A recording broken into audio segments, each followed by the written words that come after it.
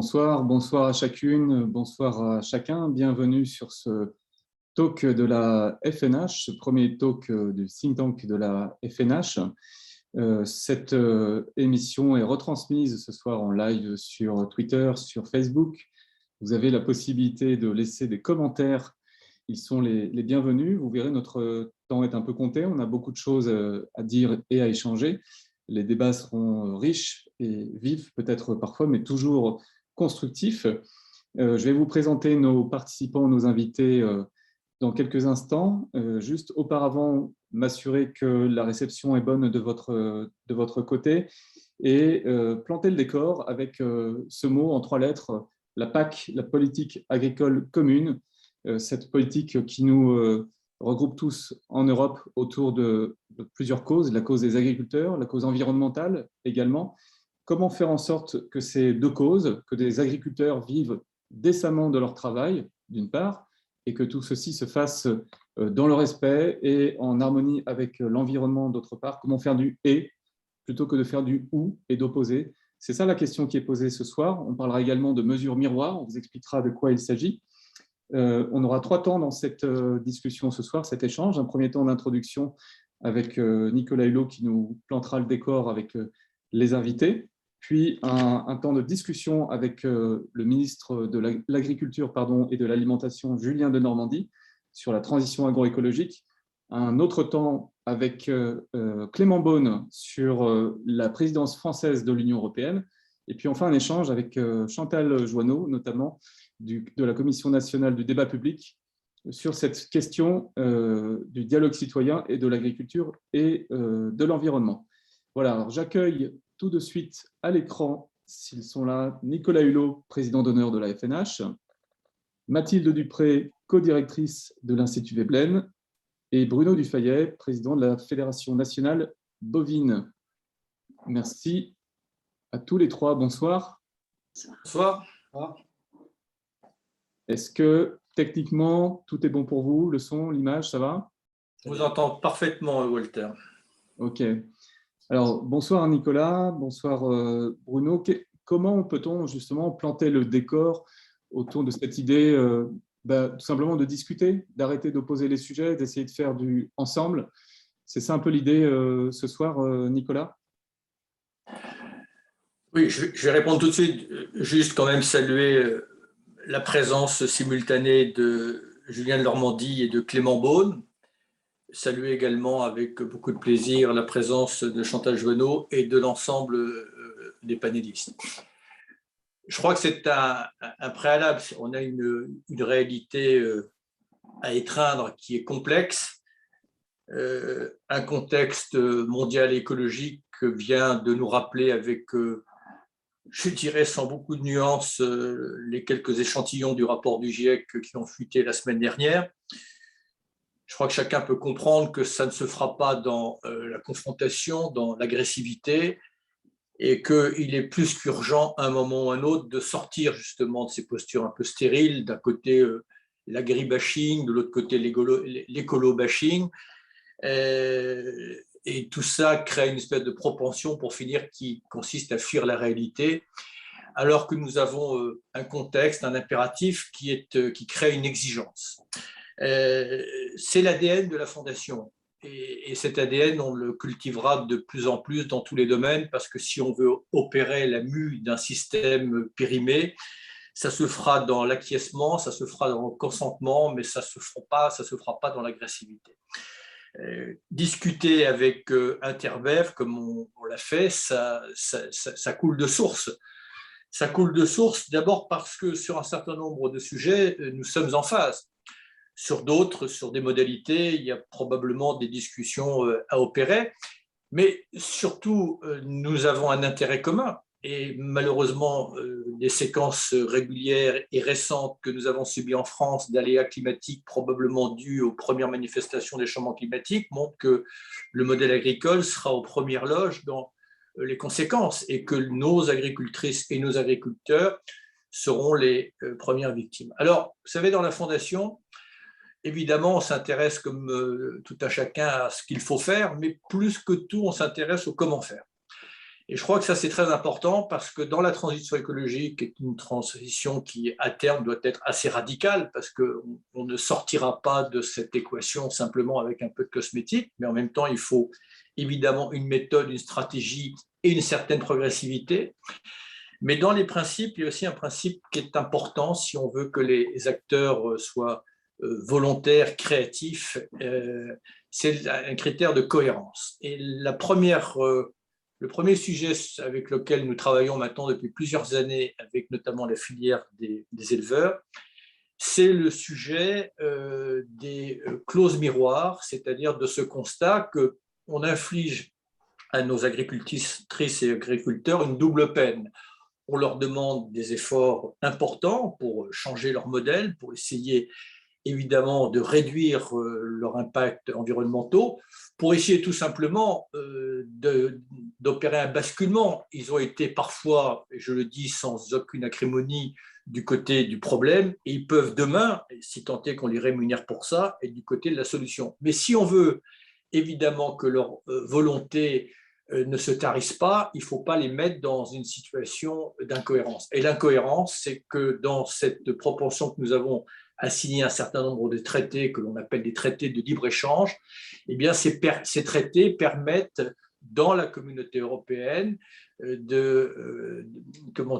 d'importer des denrées ou des produits qui ne sont pas soumis aux mêmes exigences que l'on demande à nos agricultrices et agriculteurs. Donc chacun peut comprendre que cette incohérence, évidemment, ne crée pas un contexte psychologique favorable à l'effort du monde agricole. Donc voilà, le premier sujet sur lequel, évidemment, compte tenu que la France va prendre la présidence de l'Union européenne dans un délai assez court, alors je veux pas, on parlera probablement d'une partie du contexte évidemment global aussi, qui est le moment de la révision de la politique agricole commune, mais nous avons voilà un impératif, il faut additionner nos volontés, additionner nos intelligences, mettre une méthode, et surtout, au-delà de la fin, il y a une obligation de moyens, parce qu'on aura probablement dans nos échanges l'occasion d'en parler. Encore une fois, si on veut opérer cette transformation, il faut changer d'échelle dans les moyens et accompagner sur la durée nos agricultrices et nos agriculteurs. Voilà ce que je voulais dire sur ce premier échange et la raison d'être de ce dialogue que nous avons avec Internet. Très bien, merci Nicolas. Je vais peut-être faire un peu de provoque, mais Bruno Dufayet, vous êtes président de la Fédération nationale bovine. C'est peut-être pas là, dans une coopération avec la FNH, qu'on vous aurait attendu spontanément, et tant mieux si justement cet effort de discussion est là. Mais dites-nous quelques mots sur la manière dont ce rapprochement, enfin cette coopération est née. Et comment vous situez par rapport au sujet qu'on pose ce soir? Oui, donc déjà saluer l'ensemble des participants et tous les gens qui nous regardent aujourd'hui. Effectivement, ça fait aujourd'hui quasiment 8 ans qu'on travaille avec des ONG environnementales, dont la Fondation Nicolas Hulot. En fait, on s'est très vite rendu compte que, c'est ce que vient de dire Nicolas Hulot, rester dans une opposition, rester dans l'agressivité, n'allait pas générer de progrès, y compris pour nous, pour notre filière. Et très vite, on a eu cette envie d'aller au-devant des ONG. Et en fait, moi je le dis un petit peu comme ça, mais notre objectif, c'était en fait, il fallait sortir de ces réactions qu'on a qui sont des fois quasi même allergiques. C'est-à-dire quand on est éleveur, parler écologie, ça peut créer des drôles de réactions. J'ai le sentiment aussi que des fois, quand on parlait production, ça pouvait aussi, côté écologiste, créer des mauvaises réactions. Et très vite, l'objectif, c'était de sortir de ça. Et donc, on a fait tout un travail de concertation ensemble, en allant sur le terrain, en partageant déjà notre vision de l'élevage, en regardant quels étaient nos points de consensus. Et Nicolas Hulot l'a dit, il y a énormément de points de consensus, et quels étaient les points de dissensus, pour que très vite, ces points de dissensus en fait, deviennent des pistes de travail. Et c'est ça la philosophie de nos échanges.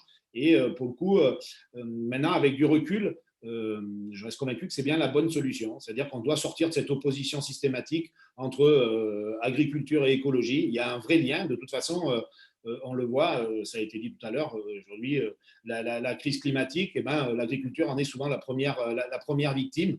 Et il y a une vraie prise de conscience du monde de l'élevage sur ce sujet-là. Et donc, pour être constructif et pour imaginer l'élevage de demain, rien de mieux que d'échanger justement avec le monde de l'écologie et de continuer ce travail comme on le fait ce soir. Très bien, merci Bruno Dufayet. On va poursuivre ces échanges. Je vais me tourner vers Mathilde Dupré qui co-dirige donc l'Institut Veblen. Est-ce que vous pouvez nous dire un petit mot de présentation déjà de l'Institut Veblen? Alors bonsoir à toutes et tous. On est un think tank qui travaille sur les réformes économiques dont on a besoin pour la transition écologique. Et sur les questions commerciales, on travaille depuis de nombreuses années maintenant avec la FNH et avec la Fédération nationale bovine également. Et vous avez à ce sujet commis avec la FNH un rapport sur le thème de la mondialisation et d'un terme qu'on entend depuis tout à l'heure, mesure miroir.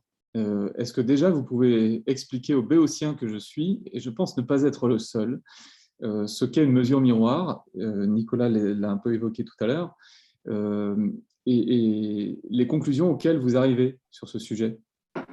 Bien sûr. Alors, en fait, en travaillant ensemble sur les négociations commerciales avec les États-Unis, le Canada, les pays du Mercosur, il nous a semblé qu'il y avait un sujet majeur dont on parlait finalement jamais, une forme d'éléphant dans la pièce, comme on dit en anglais.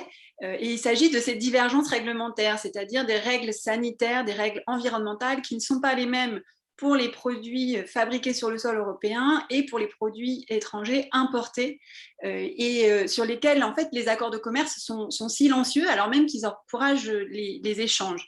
Cette problématique, elle avait déjà été mise en avant par les experts qui avaient été mandatés par le gouvernement pour analyser les risques liés au CETA.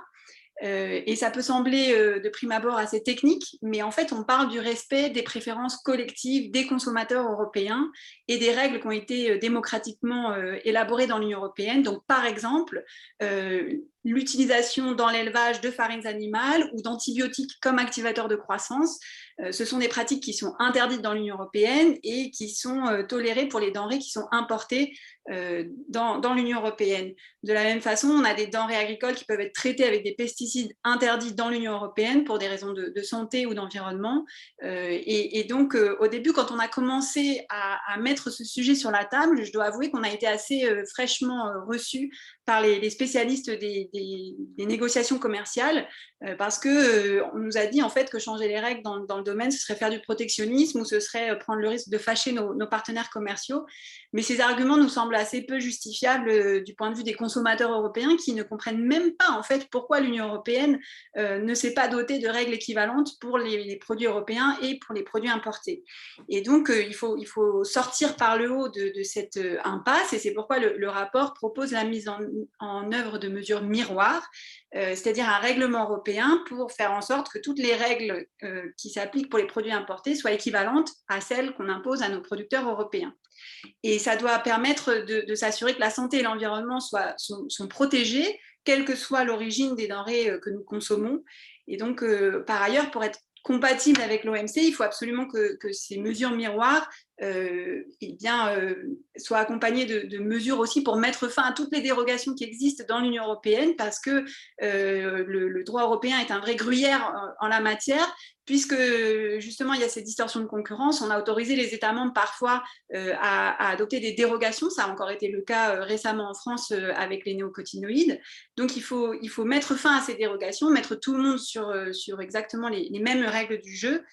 Et pour finir, ce que je voulais dire, c'est que si cette mesure de mesure miroir est indispensable, sa mise en place n'est pas non plus une fin en soi, c'est-à-dire qu'elle est en réalité une condition sine qua non pour pouvoir continuer à rehausser les standards européens parce qu'on va avoir besoin de continuer nos efforts pour atteindre les objectifs qu'on s'est fixés collectivement. Je pense notamment à l'objectif de réduction de 50% des pesticides d'ici 2030. Oui, on en reparlera ça va demander des efforts et pour ça, il faudra des mesures d'accompagnement, notamment dans le cadre de la PAC et on en parlera, j'en suis sûre, dans ce débat. C'est tout à fait prévu. Merci beaucoup pour cet éclairage. Je précise pour les participants que dans le canal de chat, vous avez un lien vers le rapport auquel on faisait référence à l'instant. Et là, je voudrais parler d'un autre rapport publié également à l'initiative de la Fondation, Nicolas, dont le sujet, cette fois, est les pesticides. C'est un rapport sur lequel il y a déjà eu des discussions il y a quelques semaines. Est-ce que, Nicolas, vous pouvez nous en redire deux mots et replacer ça dans le contexte de la discussion de ce soir? Oui, parce que ça vient d'être dit, c'est très important de mettre en place ces clauses miroirs et de s'en servir d'ailleurs comme un levier, non pas pour faire du protectionnisme, mais pour essayer d'élever les standards internationaux et de cette manière, évidemment, utiliser le commerce pour harmoniser vers le haut les standards. C'est important, c'est essentiel, encore une fois, si on veut éviter cette distorsion. Mais c'est évidemment pas suffisant. Au moment où on va avoir la révision de la politique agricole commune, c'est énormément d'argent, chacun le sait, c'est le premier budget européen. Si on peut faire en sorte que chaque euro de la politique agricole commune soit plutôt fléché vers le nouveau modèle que l'ancien modèle, je pense qu'en quelques années, sans affecter nos acteurs agricoles, on peut changer profondément le modèle. Ce que le rapport a voulu mettre en évidence, et c'est vrai, j'en profite parce que je sais que Julien de Normandie nous écoute, et j'avais vu à l'époque la réaction du ministère de l'Agriculture. Elle m'avait un petit peu attristé parce que l'idée n'est pas d'entraver l'action publique, l'idée est collectivement d'essayer de pointer les choses qui fonctionnent et les choses qui ne fonctionnent pas. J'entends bien que chaque gouvernement fait plus que le précédent, mais compte tenu de la gravité de la situation, je pense que tous on a à cœur d'avoir une grande exigence parce que l'idée n'est pas d'en faire plus, l'idée est d'en faire suffisamment, à la fois pour essayer de gagner quelques degrés dans le réchauffement climatique et d'en faire suffisamment pour concilier l'enjeu écologique, l'enjeu environnemental et l'enjeu social. Ce que montrait notre rapport, c'est qu'en dépit de sommes conséquentes et importantes, notamment pour réduire les pesticides, pour finir, on ne les avait pas réduits. Et non, ce que montrait le rapport, c'est que sur les 23,2 milliards par an que l'on consacre et qu'on distribue aux acteurs agricoles et alimentaires, il y avait seulement 1% de cet argent qui avait un effet sur la réduction des pesticides. Donc, ce n'était pas une dénonciation, c'était une constatation qui permettait de corriger le tir. Voilà, c'est simplement ce que l'on a voulu montrer.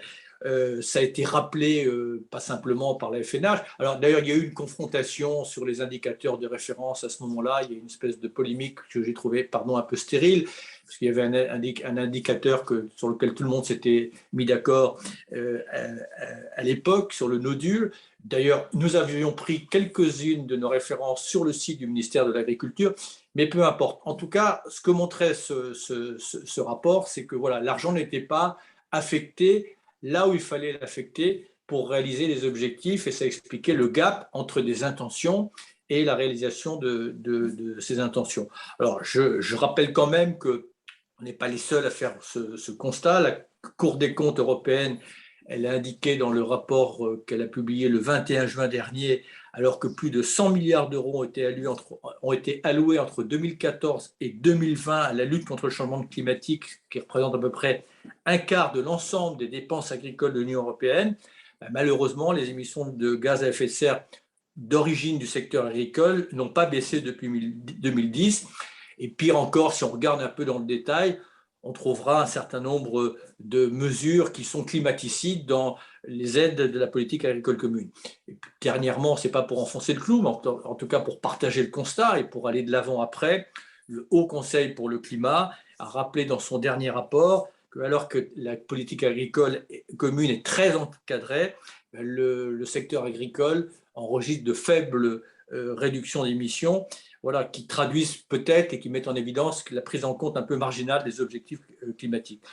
Voilà. Et puis, sur la déclinaison française de la future politique agricole commune 2023-2027 qui a été présentée par le ministre le 21 mai dernier, bon, très sincèrement, nous, on est un petit peu déçus parce qu'on pense qu'on n'est pas à la hauteur, on ne dit pas que rien n'est fait, mais on a le sentiment qu'on utilise un peu des outils du passé pour aborder une situation qui, évidemment, n'a plus rien à voir avec les contraintes et les impératifs d'autrefois, alors que la science nous le rappelle, tous les choix, et notamment dans le domaine agricole, que nous allons faire dans les prochaines années sont déterminants dans l'ampleur de la crise écologique et de la crise climatique. Et j'en termine, c'est d'autant plus malheureux que jamais, me semble-t-il, il n'y a eu un contexte aussi favorable pour changer de manière apaisée le modèle agricole. D'abord, il y a une demande sociétale de produits de qualité et de proximité. Deuxièmement, on peut diversifier le revenu des agriculteurs parce qu'ils peuvent basculer du côté de la solution. Il faut les rémunérer pour produire de l'énergie renouvelable, pour stocker du CO2, pour restaurer la biodiversité. Il y a donc ce contexte. Et l'argent est là, mais il ne faut pas simplement le flécher, il faut le faire basculer, encore une fois, dans cette conversion et le basculer durablement. Et je parle notamment des aides au maintien de l'agriculture biologique. On sait bien d'expérience que pour qu'un agriculteur biologique qui vient de se convertir, il lui faut au minimum 3 ou 4 ans. Puis dernière chose à garder à l'esprit, voilà, dernière chose à garder à l'esprit, dans les 6 ans, 45% de nos agricultrices et nos agriculteurs seront en âge de partir à la retraite. Faisons en sorte que cette génération, évidemment, soit les pionniers de ce nouveau modèle. Ok, merci beaucoup. L'heure tourne, on va passer à la table ronde proprement dite. Et donc, je vais demander à Bruno Dufayet de rester avec nous.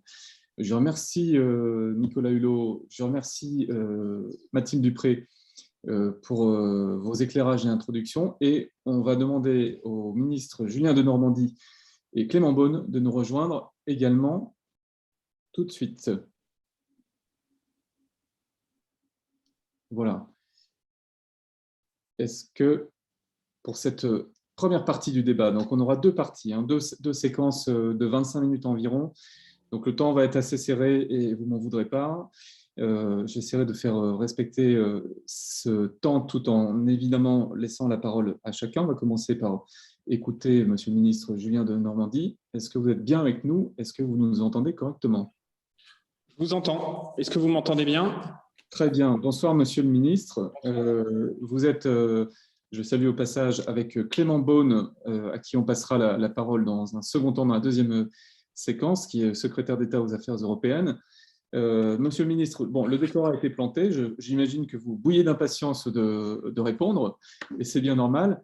Est-ce qu'on peut commencer, parce que je me souviens d'une intervention que vous avez faite au Sénat, dans laquelle vous mettiez fortement l'accent sur les mesures miroirs et disiez votre espoir et votre soutien à cet axe-là. Et puis ensuite, dans la discussion, on reviendra sur les autres sujets, évidemment. Avec grand plaisir. D'abord, je salue tout le monde et notamment Nicolas, Bruno qui viennent de prendre la parole, ainsi que Mathilde. Moi, d'abord, je voudrais vous remercier parce que je pense que le sujet qu'on aborde ce soir est un sujet incroyablement essentiel. Et vraiment, je voudrais commencer par dire cela. On est tous d'accord et on a un point de consensus total sur ce sujet des clauses miroirs. Et je crois que c'est très important, ce sujet des clauses miroirs, pour plusieurs raisons, et je voudrais vraiment très rapidement vous exposer la pensée qui est la mienne là-dessus. D'abord, quand on parle de clauses miroirs, et Mathilde l'a détaillé ce que c'était que les clauses miroirs, on est vraiment en lien avec ce qui fait le fondement des politiques européennes, c'est-à-dire la protection des consommateurs. Comment aujourd'hui vous expliquez à un consommateur qu'il peut encore avoir dans les cantines, et notamment quand c'est nos enfants, un poulet ou un bœuf qui a été nourri avec des antibiotiques de croissance? C'est aberrant, mais au sens même de ce qui fait le principe fondateur de la politique agricole commune, c'est-à-dire 1958 et le traité de Rome. Ensuite, parce qu'il y a une sorte d'hypocrisie aujourd'hui dans cette politique-là. C'est-à-dire que la politique environnementale, elle est fondée au niveau européen sur un certain nombre de principes, et j'y reviendrai, mais au fur et à mesure des traités internationaux, on a créé une Europe, par exemple, qui est totalement dépendante des protéines sud-américaines. Aujourd'hui, nos élevages, ils sont nourris avec des protéines du soja brésilien, qui est autant de biodiversité dégradée, autant de déforestation importée. Enfin, parce que si on ne met pas en place ces clauses miroirs, en fait, c'est notre propre modèle agricole qui est mis en cause. Et on a un modèle agricole qui est très différent en France et en Europe, modulo quelques pays, mais qui est très différent de ce qu'on peut voir à travers le monde. On parle par exemple beaucoup de la taille des élevages. C'est un vrai débat aujourd'hui, ou de la taille des exploitations. Mais c'est un chiffre que je donne souvent. La taille moyenne d'un élevage de truies dans notre pays, c'est 170 truies. c'est 10 000 aux États-Unis, c'est des immeubles de 15 étages en Chine. Et donc, on voit bien qu'aujourd'hui, on est face à un sujet qui est à la fois une question de protection du consommateur, une question de sortir d'une hypocrisie sur l'organisation du commerce mondial depuis 50 ans, par exemple, sur les protéines, et qui est une question vraiment de protection de notre modèle. Et ça, pour vous, les clauses miroirs, ça va vraiment y aider? Oui, et justement, pourquoi? Parce que à la fin, et Nicolas l'a très bien dit, à la fin, ce n'est pas une question de solution technologique, en vrai, dans notre secteur. C'est une question principalement d'équation économique. Cette équation économique, aujourd'hui, elle est mise à mal parce que quand vous êtes dans un supermarché et que vous avez 2 pièces de viande, mais qui n'ont pas été élevées de la même manière, ou 2 concombres, mais qui n'ont pas été produits de la même manière, et que vous en avez un qui est beaucoup moins cher que l'autre, mais qui a été produit avec des choses qui ne sont pas acceptées dans notre propre pays ou au niveau européen, la conséquence de ça, c'est quoi? C'est que vous avez une augmentation très forte ces dernières années des produits d'importation. Et ces produits d'importation, c'est autant de biodiversité dégradée ou de déforestation que vous importez. Et donc, la question fondamentale, c'est que ces clauses miroirs, pour moi, elles sont nécessaires parce que, et on l'a vu dans le débat de la politique agricole commune actuelle, certains, et j'entends, disent ça va pas assez vite, il faudrait aller encore plus vite, etc.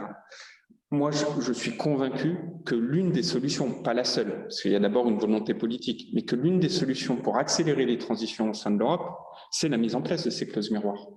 Plus vite on arrivera à mettre en place des clauses miroirs, plus vite on arrivera à avoir une concurrence loyale sur les marchés, plus vite on arrivera à faire des transitions encore supérieures à celles que nous avons aujourd'hui. À n'en pas douter, parce qu'il n'y a rien qui décourage plus un agriculteur, un éleveur, que de se voir imposer un certain nombre de normes ou de transitions, alors que quand il va faire ses courses, comme tout le monde, il se rend compte qu'à côté de son produit, il y a exactement le même produit physiquement, mais qui est produit avec des choses que lui, à qui lui, on lui dit c'est pas possible et on lui interdit. Et ce produit-là, il est vendu parfois 30% moins cher. Et donc, on est dans un système qui aujourd'hui est pour moi l'une des clés de voûte d'une accélération des transitions. Et je crois que c'est très important de le dire ainsi. Après, la question, et c'est ça qui nous réunit, c'est comment on fait. Moi, je pense qu'on est tous convaincus sur la nécessité. La question, c'est de dire comment on fait. Bon. Alors, Monsieur le ministre, sur le pourquoi, là, vous plantez le décor, et je pense qu'effectivement, vous posez ce consensus qui apparaît très clairement là, d'un moment d'introduction autour de Nicolas Hulot et à vous. Sur la question du comment, je vous laisse encore un mot si vous voulez. Et après, j'aimerais qu'on entende, et pardon parce que je n'ai pas présenté Amandine Le Breton, qui est directrice du plaidoyer et de la prospective à la FNH et qui est agronome également de métier, qui va intervenir et qui pourra prendre la parole juste après vous. Mais je vous laisse la parole sur ce dernier point. Sur le comment, pour moi, il y a plusieurs sujets. Il y a d'abord une volonté politique qui est affichée. Par exemple, quand le président de la République, il dit non au Mercosur, c'est parce que le Mercosur, c'est de la déforestation importée. Il y a ensuite une question, et j'ai une petite... je n'irai même plus loin que ce que dit Nicolas Hulot. Pour moi, le sujet, ce n'est pas les accords de libre-échange. Pour moi, peu importe le niveau du droit de douane. L'accord de libre-échange ne vient, le cas échéant, qu'accélérer. Mais même si vous avez un droit de douane de 10-15%, le fait même d'avoir un produit qui ne serait pas pour lequel il ne serait pas possible de le produire dans notre propre pays, pose question. Donc ça dépasse pour moi le sujet accord de libre-échange. Et le troisième élément, c'est qu'on sait qu'on a un débat juridique, et ce débat juridique, on l'a aujourd'hui au niveau européen. Je vous donne un exemple parce que moi je l'ai vécu pendant des nuits durantes ces derniers jours. Au moment de la finalisation de la PAC, et la France a poussé pour, il y avait une question de se dire comment le Green Deal, c'est-à-dire la vision politique européenne, devait être un marqueur pour la politique agricole commune. Bon. Moi, j'ai dit, il faut qu'on puisse avancer sur ce sujet-là. Et j'ai précisé dans la position de la France, il faut qu'au même moment, la politique commerciale aille s'aligner avec cette volonté environnementale et cette politique du Green Deal. Et là, aujourd'hui, on sent que les choses n'évoluent pas du tout suffisamment rapidement. Parce que on a toujours ce fameux problème juridique de compatibilité avec l'OMC et Mathilde et la Fondation. Vous avez fait des analyses juridiques très détaillées expliquant les voies de passage. Et il existe des voies de passage. Il en existe. Mais ça veut dire bouger des lignes au niveau européen, avec certains partenaires qui ne veulent pas, bouger des lignes au niveau de l'OMC. Et ça, c'est un des points, et Clément y reviendra, qu'on voudra faire au moment de la présidence française de l'UE. Et puis le troisième volet, c'est que moi, je pense qu'on est là face à un combat qui doit être un combat politique. Vous voyez, je ne peux pas être plus clair, on le porte et on n'arrête pas de le porter et on n'arrêtera pas de le porter. Et ce combat politique, il est loin d'être gagné, hein, parce que typiquement, ce que je vous ai dit sur la PAC, je n'ai pas obtenu gain de cause. J'ai obtenu une petite victoire, qui à mes yeux n'est pas suffisante. C'est quoi la petite victoire? C'est que nous, on voulait que dans le texte législatif, il y ait un article législatif qui dise que les clauses miroirs, on devra les mettre en place. On n'a pas pu. On n'a pas réussi à se mettre d'accord pour les questions juridiques que j'évoquais tout à l'heure. Et donc, ça s'est transformé en une déclaration des trois institutions en disant c'est un vrai sujet, on va y travailler, la Commission va nous remettre un rapport au moment de la présidence française de l'UE. Ça veut dire qu'on a mis le pied dans la porte, on a ouvert la boîte de Pandore, on a enfin un momentum politique qui commence à se créer. Mais enfin, on est encore loin du compte, très loin du compte. Et alors après, il n'y a pas de petite victoire. Je vous dis la position, par exemple, sur le Mercosur, où on a à très court terme un sujet, et je finis là-dessus, c'est par exemple le fameux acte délégué qui permettra enfin d'interdire l'importation de viande utilisant des antibiotiques de croissance. Ça fait 1 an qu'on le réclame avec beaucoup de détermination au niveau de l'Europe et on va l'obtenir là, normalement, dans les tout prochains mois. Voilà. Mais ce que je veux dire par là, c'est que pour moi, c'est l'une des mères des batailles, pas la seule. C'est un vrai combat politique, société civile, pour faire bouger des lignes qui vont mettre un peu de temps à être bougées, mais qui sont nécessaires. Alors, c'est entendu. Et comme on parlait du comment, justement, je voudrais passer la parole à Amandine Le Breton, que j'évoquais à l'instant.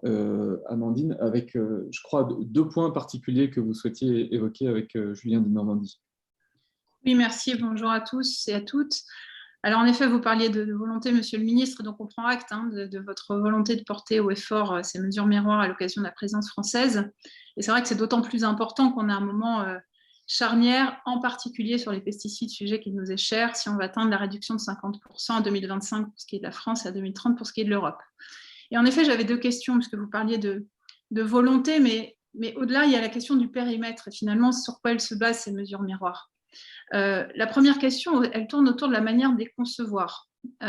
C'est-à-dire qu'il y a 2 façons de voir les choses. Il y a est-ce qu'on interdit l'importation des denrées sur la base des LMR, donc les limites maximales de résidus, et donc en prenant compte finalement les résidus de pesticides restants sur les produits importés, donc avec juste cette partie on interdit l'importation des denrées sur la base de l'ensemble des méthodes de production.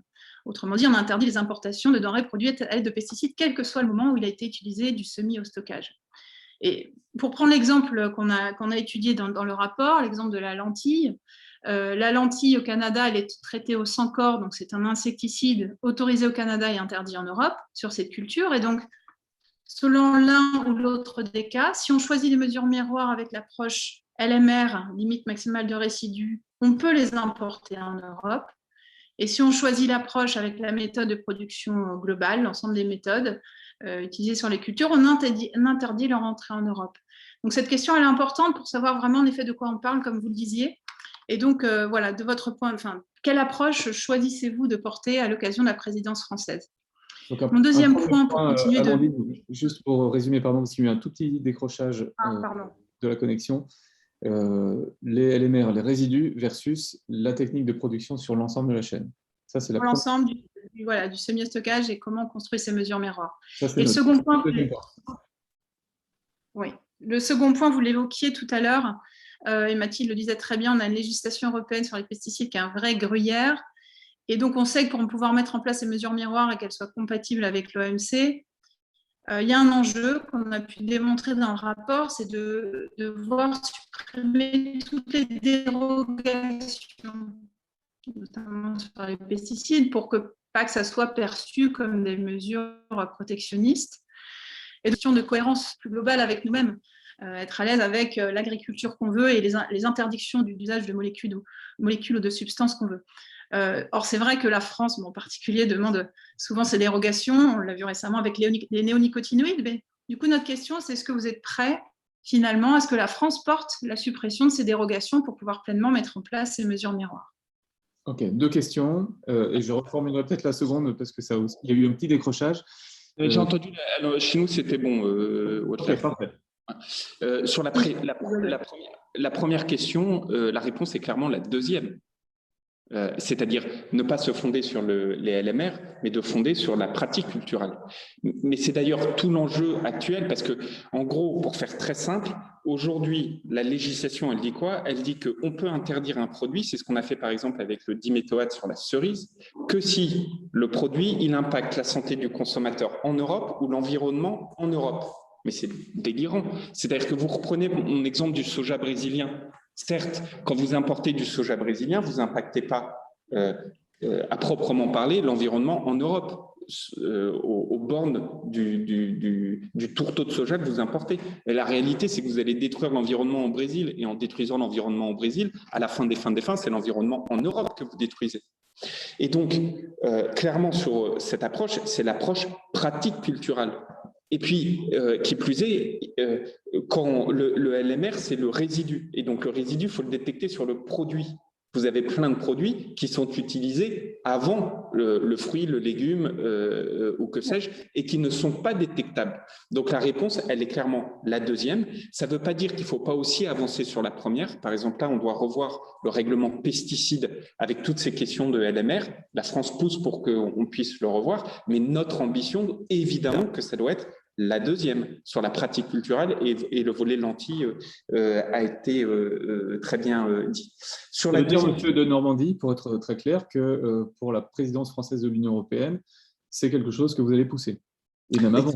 Exactement, mais là aussi, moi je pense qu'il faut vraiment avoir en tête, il ne faut pas se raconter de carabistouille, il faut avoir en tête que c'est un combat qui est méchamment compliqué, hein, parce que quand je vois que, et on en avait parlé avec un certain nombre d'entre vous, et je crois que vous avez vu à quel point on s'est battu là-dessus, quand je vois que ce fameux article législatif qu'on a essayé de passer avec l'appui de certains parlementaires pour faire en sorte que par la loi, les clauses miroirs puissent d'ores et déjà être inclus dans le volet agricole, en fait, on n'a pas eu le consensus, on n'a pas réussi à l'obtenir.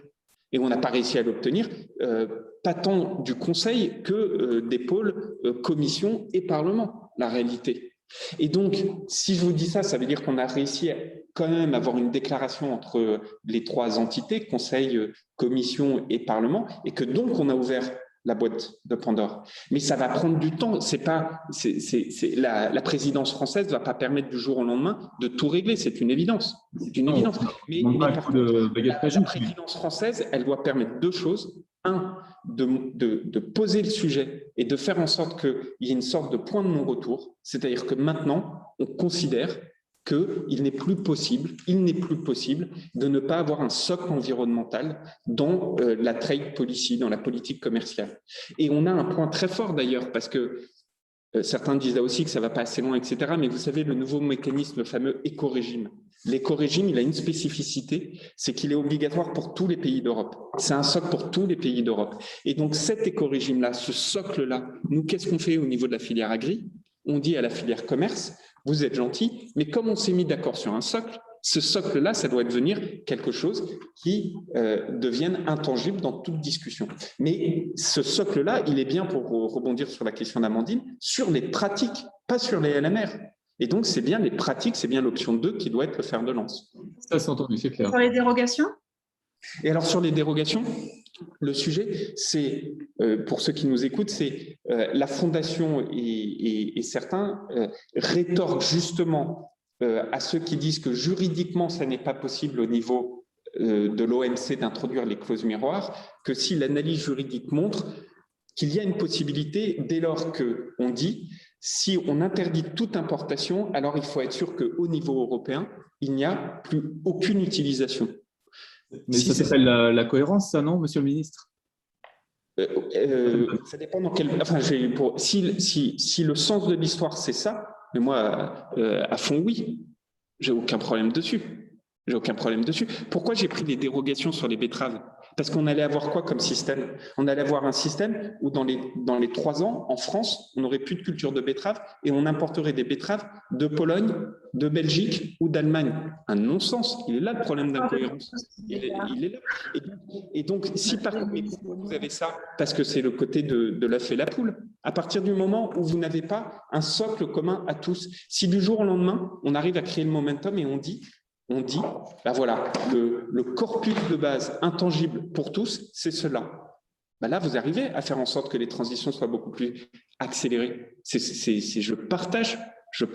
Par contre, de se dire que qu'à la fin, c'est seul l'un qui le fait et la conséquence, avec un bilan environnemental qui est juste nul, la conséquence, c'est que ce pays qui a arrêté sa propre production importe le reste, c'est un non-sens. C'est exactement, Amandine prenait la lentille, c'est ce qui se passe sur la lentille. La lentille, aujourd'hui, notre production de lentilles s'est effondrée, et on importe de la lentille du Canada.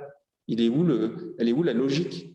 Parce que notre lentille n'est absolument plus compétitive sur la chose. Donc, c'est bien, et c'est ce que disait Nicolas Hulot, c'est à nous d'imposer les normes aux autres et pas de nous faire imposer nos propres normes. Mais il faut qu'il y ait le bouger collectif, et c'est pour ça qu'il faut le porter au niveau international et faire en sorte qu'au même moment, il y ait ces clauses miroirs. Alors, Monsieur de Normandie, merci. Je voudrais, si Amandine, vous avez un très très court commentaire, là, parce que le temps file, donc je dois faire ce travail aussi de garder le temps, qui est assez ingrat, mais voilà, je le fais. Est-ce que, Amandine, vous avez un court commentaire? Sinon, j'aimerais qu'on entende Bruno Fayet sur… Non, je retiens que le ministre portera de même plan mesures miroirs et fin des dérogations, ce qui est en effet essentiel en termes de cohérence. Mais je laisserai Bruno compléter sur la partie élevage, c'est important aussi.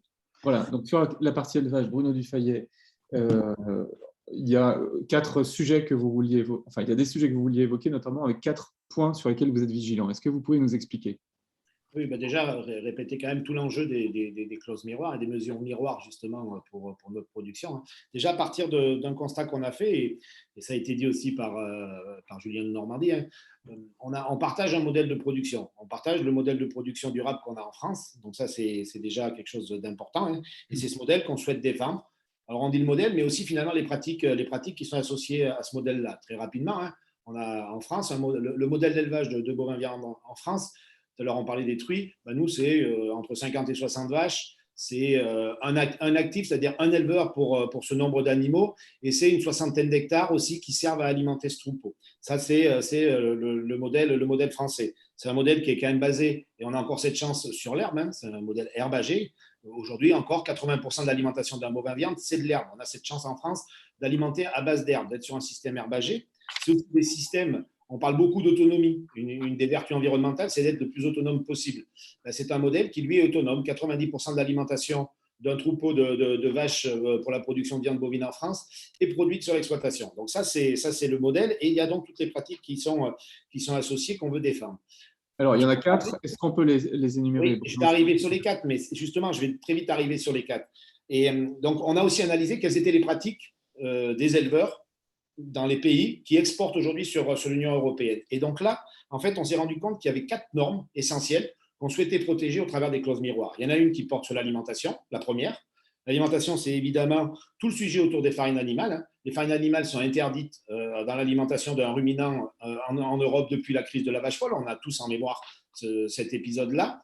Et alors qu'on a encore des pays, par exemple le Canada, où c'est toujours autorisé d'utiliser, alors maintenant on appelle ça, c'est le nouveau nom, c'est un peu plus chic, des protéines animales transformées, mais c'est la même chose, ça reste des farines animales, c'est le même sujet, et donc on a des pays où c'est autorisé et on ne se protège pas, notamment par rapport à cette pratique d'alimentation dans les importations, au niveau des importations européennes.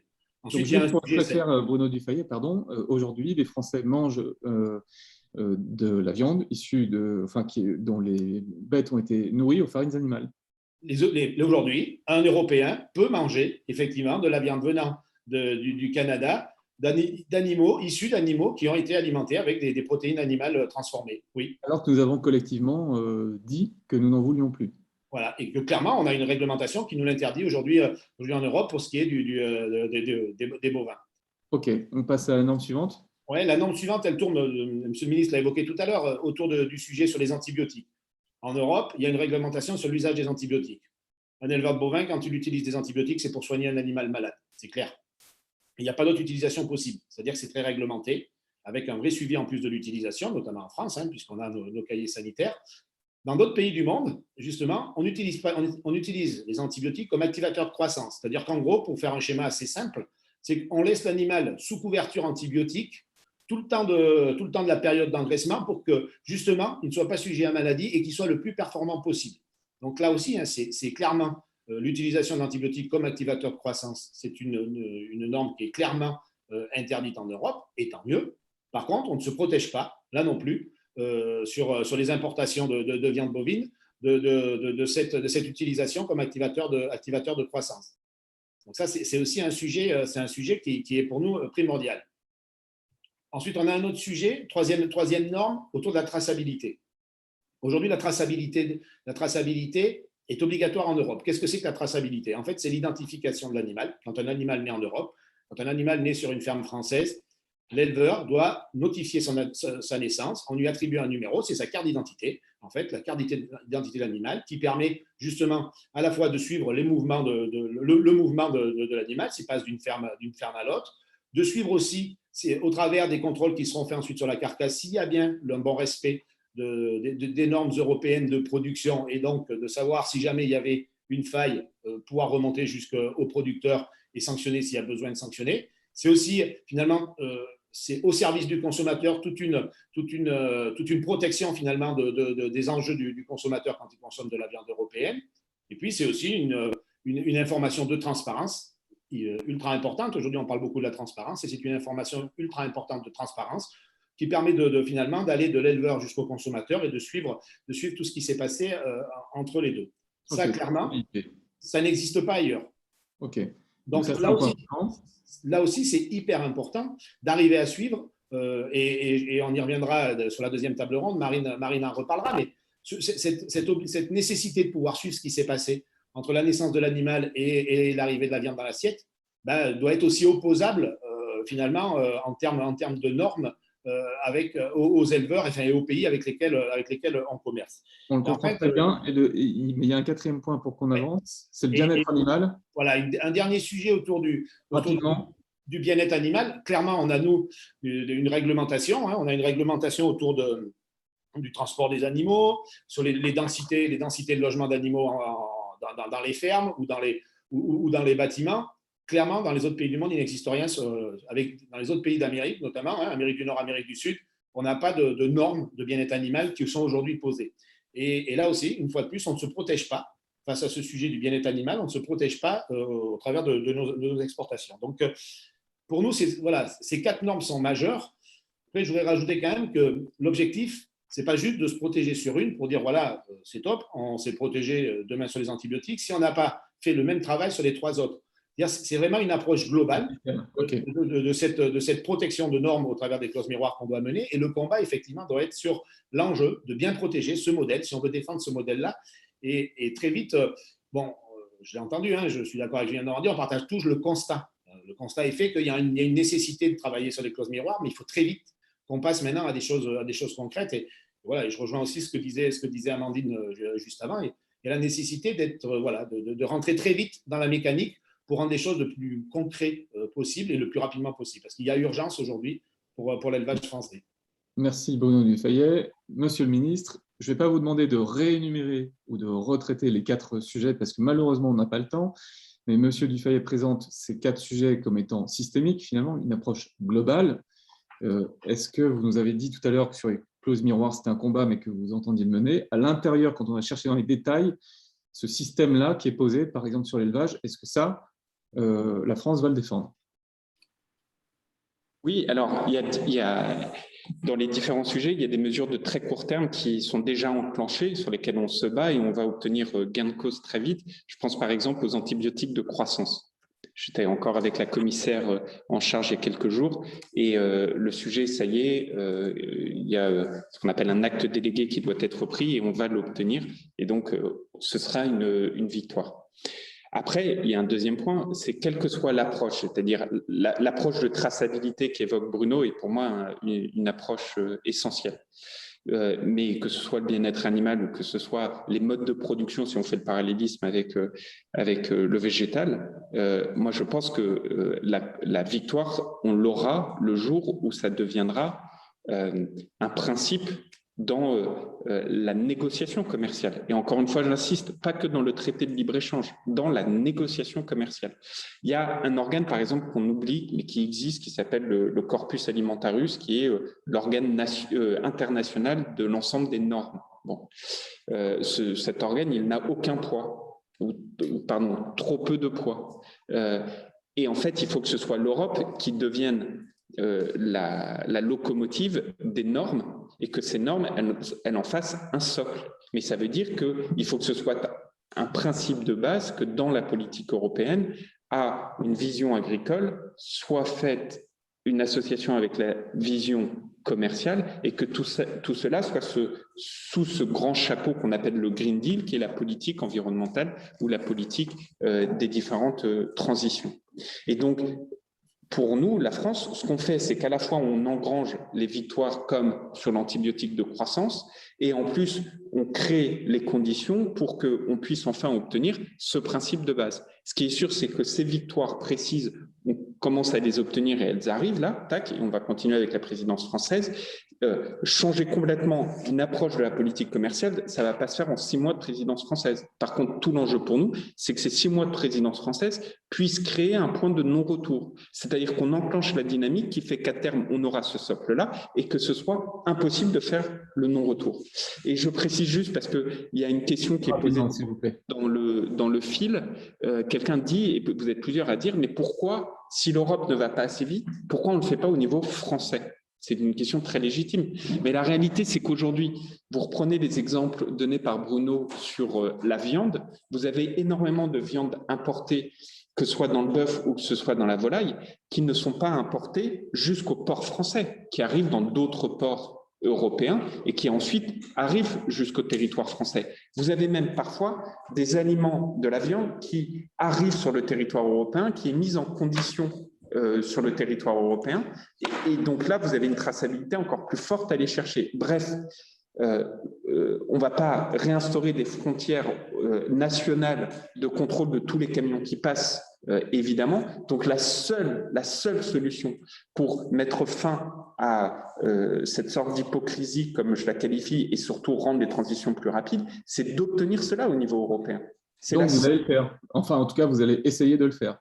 Ah ben c'est pas qu'on essaye, c'est qu'on est en train de le faire. Le seul point, c'est qu'encore une fois, il y aura des victoires de très court terme, comme les antibiotiques de croissance, et il y a surtout une ligne de conduite qu'il nous faut tracer, parce que ça prendra, pour que ça devienne un socle, ça prendra forcément un temps certain. Vous avez en Europe des pays qui n'ont pas la même vision que nous. On en a parfaitement conscience. Une Europe qui a aussi les règles de ce commerce international. Ce que je vous disais sur les protéines, ça fait 50 ans que ça dure.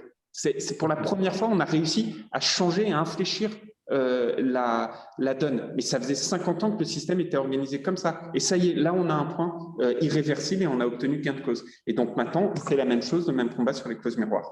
Alors, dernier point. Donc, on entend que vous faites vôtre ces 4 sujets et ces sujets en général. Très rapidement, je voudrais entendre Amandine et Bruno Dufayet, Amandine Le Breton et Bruno Dufayet, sur deux autres points qui vous tiennent à cœur sur l'accompagnement avant qu'on passe à la deuxième partie avec Clément Beaune. Oui, merci. Très rapidement, parce qu'on a beaucoup de retard et on est désolé. Juste un petit point sur la PAC, parce que malgré tout, on parlait d'accompagnement et ces mesures miroirs, elles sont une condition nécessaire, mais pas suffisante à la transition agroécologique.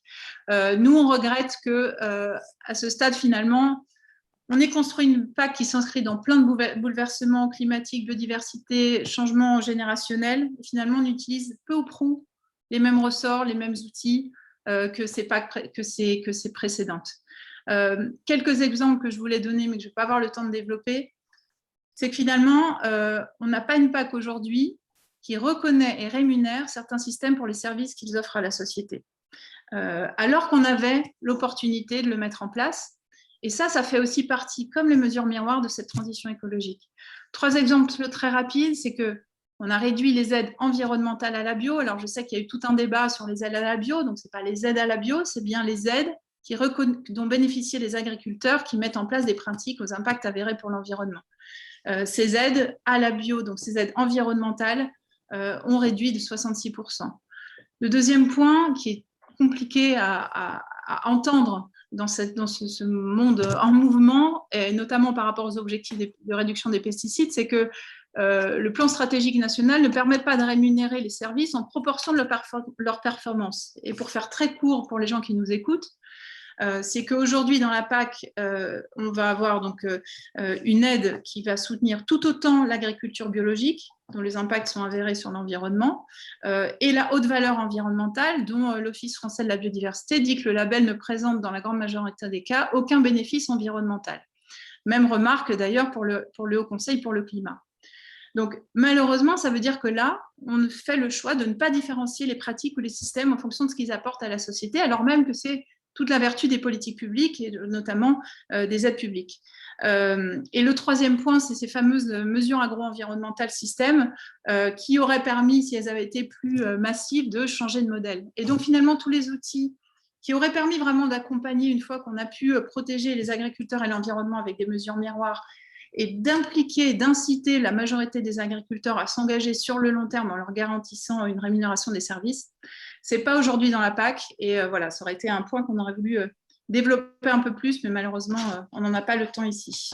Alors, Amandine, on note ce point. Bruno Dufayet. Je peux répondre Monsieur le ministre, je repasse la parole juste après, mais je prends le point de Bruno Dufayet, comme ça vous répondrez aux deux en même temps.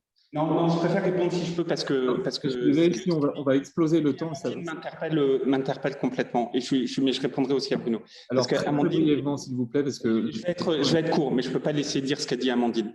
Parce que, encore une fois, je pense, c'est ce que disait Nicolas tout à l'heure, la première chose à faire pour qu'on soit tous dans un momentum, dans un consensus, qu'on avance tous ensemble, c'est surtout qu'à la fin des fins, on ne dise pas des choses qui ne sont pas vraies. J'insiste dessus. Bon, parce qu'il y a deux points que je voudrais répondre sur ce qu'a dit Amandine. Moi, j'adore quand certains ont réussi à convaincre des personnes de se mettre tout nus sur les réseaux sociaux pour faire croire que de Normandie voulait mettre la bio à poil. Et Amandine, vous avez repris exactement leur argumentaire en disant qu'on réduisait de 66% les aides bio. Les aides environnementales. Non. Les aides, le 66% vient de la FNAB, c'est les aides bio. Ce truc est totalement faux. Il est d'ailleurs tellement faux, je m'en suis exprimé avec le président de la FNAB, que même la FNAB aujourd'hui arrête de le dire. Même la FNAB, parce que le truc est complètement faux. C'est quoi le sujet, Amandine? C'est que, et c'est très important à avoir en tête, la PAC, il y a un pilier qui est l'investissement. Sur ce pilier investissement, les aides de la bio, on passe de 250 millions d'euros à 340 millions d'euros. C'est factuel. On augmente de 30%. Je finis, Amandine. Je vous ai laissé parler. Je suis allé jusqu'au bout. On augmente de 30%. C'est factuel. Mais c'est factuel. Bon. Par contre, il y a un débat. Il y a un débat qui est la nature de ces aides. C'est-à-dire que dans ce deuxième pilier, moi, j'ai dit, je mets non pas 250, mais 340 millions d'euros sur la bio. Et au même moment, j'ai des personnes qui convainquent des personnes de se mettre tout nu en disant que je sacrifie la bio. Franchement, parfois, je me dis qu'on marche sur la tête. Et c'est quoi le débat? C'est qu'aujourd'hui, il y a deux types d'aides. Il y a une aide au maintien et une aide à la conversion. De quoi parle-t-on? L'aide au maintien, vous avez 9000 personnes aujourd'hui qui bénéficient d'une aide au maintien. C'est-à-dire que ça fasse 10 ans, 15 ans, 20 ans que vous êtes en bio, vous continuez tous les mois, tous les ans, à toucher une aide bio. Quel est le défi dans notre pays aujourd'hui? Aujourd'hui, on importe 30% du bio. 30%. Quand vous êtes pouvoir public, que vous faites face à une situation où on importe 30% du bio, quel est votre objectif? C'est d'accroître le nombre de personnes qui se convertissent du conventionnel au bio. Et donc, le choix qu'on fait est de dire, on passe de 250 à 340. Dans ces 250, avant, il y avait environ 50 sur les aides au maintien. Maintenant, on met 340, tout sur l'aide à la conversion. Bon. J'entends qu'il y a ce débat-là. Moi, je suis ouvert à tous les débats. Je veux dire, on me dit, monsieur le ministre, vos outils ne sont pas les bons, bah, travaillons sur les outils. Par contre, ce que je n'accepte pas, et ça vraiment je le dis parce que ça m'exaspère, ce que je n'accepte pas, c'est qu'on dise des choses fausses du type moins 66%. Premier point. Parce que ce truc est strictement faux, on les augmente de 30, on n'est juste pas d'accord sur la nature de l'outil. Bon. Monsieur le ministre, ça, monsieur le ministre. Juste deuxième point. Désolé, monsieur le ministre, je vous demande vraiment de conclure parce que je voudrais qu'on entende monsieur Beaune également, qui est là avec nous. Mais deuxième point, parce que là aussi, c'est très important, le débat n'arrête pas d'arriver. C'est la question, on met au même niveau HVE et bio, sur le premier pilier cette fois-ci. Et donc, vous avez dit, Amandine, je vous cite, on aide autant le bio que HVE. Mais là où il y a une erreur d'appréciation, si je puis dire, la PAC, il y a deux choses. Il y a le deuxième pilier, c'est ce que je viens d'évoquer sur la bio, qui est de l'aide à l'investissement. Le premier pilier, c'est l'aide au revenu. Et donc, c'est quoi l'aide au revenu? C'est, vous avez un revenu, et comment fonctionne ce schéma, le fameux éco-régime? On dit aux gens, mais faisons-le avec nous tous, hein. Topons. On dit aux gens, vous avez le droit à 100, donc d'aide au revenu. En fait, on ne vous donne pas 100, on vous donne que 75, et les 25 suivants, on ne vous les rend que si vous avez une pratique environnementale. Et là, le débat qu'on a, c'est est-ce que pour rendre les 25, on ne rend les 25 que à ceux qui sont en bio, on rend aussi les 25 à quelqu'un qui s'est mis au HVE, ou par exemple, pour parler de Bruno, l'élevage de Bruno qui n'est pas en bio, mais l'élevage de Bruno qui, parce qu'il a des haies, parce qu'il a des prairies permanentes, influe sur l'environnement, on lui rend aussi les 25, parce qu'il y a un gars qui va faire des protéines, ou une dame qui va faire des protéines, beaucoup de protéines, et enfin on arrêtera d'en importer, eh ben on lui rend aussi les 25. Et moi je pense qu'il faut surtout arrêter d'opposer toutes ces agricultures. C'est un non-sens. C'est un non-sens. Monsieur le ministre, il ne s'agit pas d'opposer les agricultures. En revanche, on peut questionner de manière factuelle l'impact environnemental de la HVE et proposer, par exemple… Ça, je suis totalement d'accord. Et d'ailleurs, proposer qu'on étudie sur des bases factuelles et qu'on puisse en tirer des conclusions. Pardon, mais de rendre de l'argent. C'est de l'argent public. Pardon, mais il ne s'agit pas de rendre de l'argent, excusez-moi. Il s'agit de savoir quel système on veut pousser sur une politique publique dont on consacre 9 milliards d'euros par an. La HVE, quoi qu'on en dise, je sais que vous voulez la réviser, et c'est semble-t-il très bien, mais donc, malgré tout, sur les 25% dont vous parlez des aides, vous estimez qu'on rend l'argent de ces agriculteurs. Mais non, nous on estime que, comme l'avait d'ailleurs proposé le président de la République pendant sa campagne, que les paiements pour services environnementaux sont une bonne manière pour de l'argent public de valoriser des systèmes. Amandine, le problème de… En effet, l'aide au maintien n'était pas un PSE, mais était une forme de reconnaissance des apports de l'agriculture biologique à la société. S'il vous plaît. Un agriculteur, Amandine, vous prenez, mais je ne veux pas parler à la place de Bruno. Bruno, sous le contrôle de Bruno, il n'est pas en bio. Bon. Bruno, il a un impact environnemental parce qu'il va mettre des haies, parce qu'il va avoir une prairie permanente, parce qu'il va avoir des zones humides dont il va faire la protection. Vous allez expliquer à Bruno que comme il n'est pas bio, sur le premier pilier sur les revenus, jamais il aura accès à l'éco-régime comme un non-bio, comme un bio, pardon. Ça ne peut pas marcher comme ça. Le cumul de l'accès au label plus les infrastructures agroécologiques. On sait aussi qu'il y a ce cumul qui est possible. La question, c'est de savoir si on met au même plan, en termes de société, un label qui aujourd'hui n'est pas dit comme étant impact positif sur l'environnement, au même niveau qu'un label qui est reconnu depuis des années. Très bien. Et c'est ça par rapport à de l'argent public. Amandine, merci. Désolée. Je pense on a compris qu'il y avait un sujet autour de la HVE, la bio. Peut-être que ça mérite en soi une discussion pour que le public nous comprenne, parce que c'est aussi un peu technique et qu'on puisse creuser cette question. Je suis désolé, je vais un peu couper la chic à Bruno Dufayet parce que sinon on ne va pas entendre Monsieur Beaune. Mais Bruno, je propose que les questions soient posées, transmises à votre cher collègue qui va intervenir dans un court instant. Sinon, on va être en retard pour tout le monde. Et je souhaite aussi que la conversation redevienne un peu plus sereine. Alors là, on va poser la question de la PAC et de la stratégie que la France souhaite proposer dans les négociations qui viennent dans le cadre de la présidence française de l'Union européenne. Je crois qu'on a un petit jingle et qu'on va, ou un petit panneau en tout cas, et qu'on va accueillir Marine Colli, qui est responsable des enjeux publics chez Interbev. Bruno, donc voilà, qui va pouvoir prendre votre relais, et Samuel Leray de la Fondation Nicolas Hulot. Voilà. Est-ce qu'on peut me dire si Marine Colli est là? Voilà, Marine Colli, bonjour. Bienvenue. Merci, bonjour à tous. Voilà, et vous pourrez prendre le relais de Bruno. Il s'agit juste d'avancer. Et comme on s'y est engagé, d'avoir cette discussion avec Clément Beaune, puis avec Chantal Joanneau, comme on l'a annoncé tout à l'heure. Alors, sur cette question des mesures miroirs, Monsieur Beaune, rebonsoir. Est-ce que vous pouvez nous dire en quelques mots comment est-ce que vous entendez, quelle stratégie vous entendez mener, quelle stratégie la France entend-elle mener de manière très concrète pour obtenir gain de cause dans ces négociations? Est-ce que vous m'entendez, Monsieur Beaune?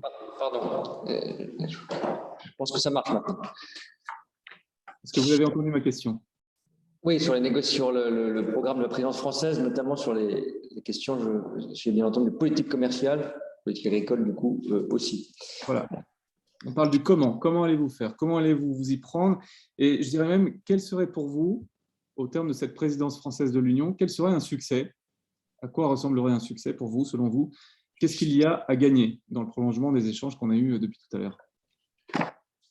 À toutes et à tous, je pouvais être rapide, je pourrais vous le dire de deux façons.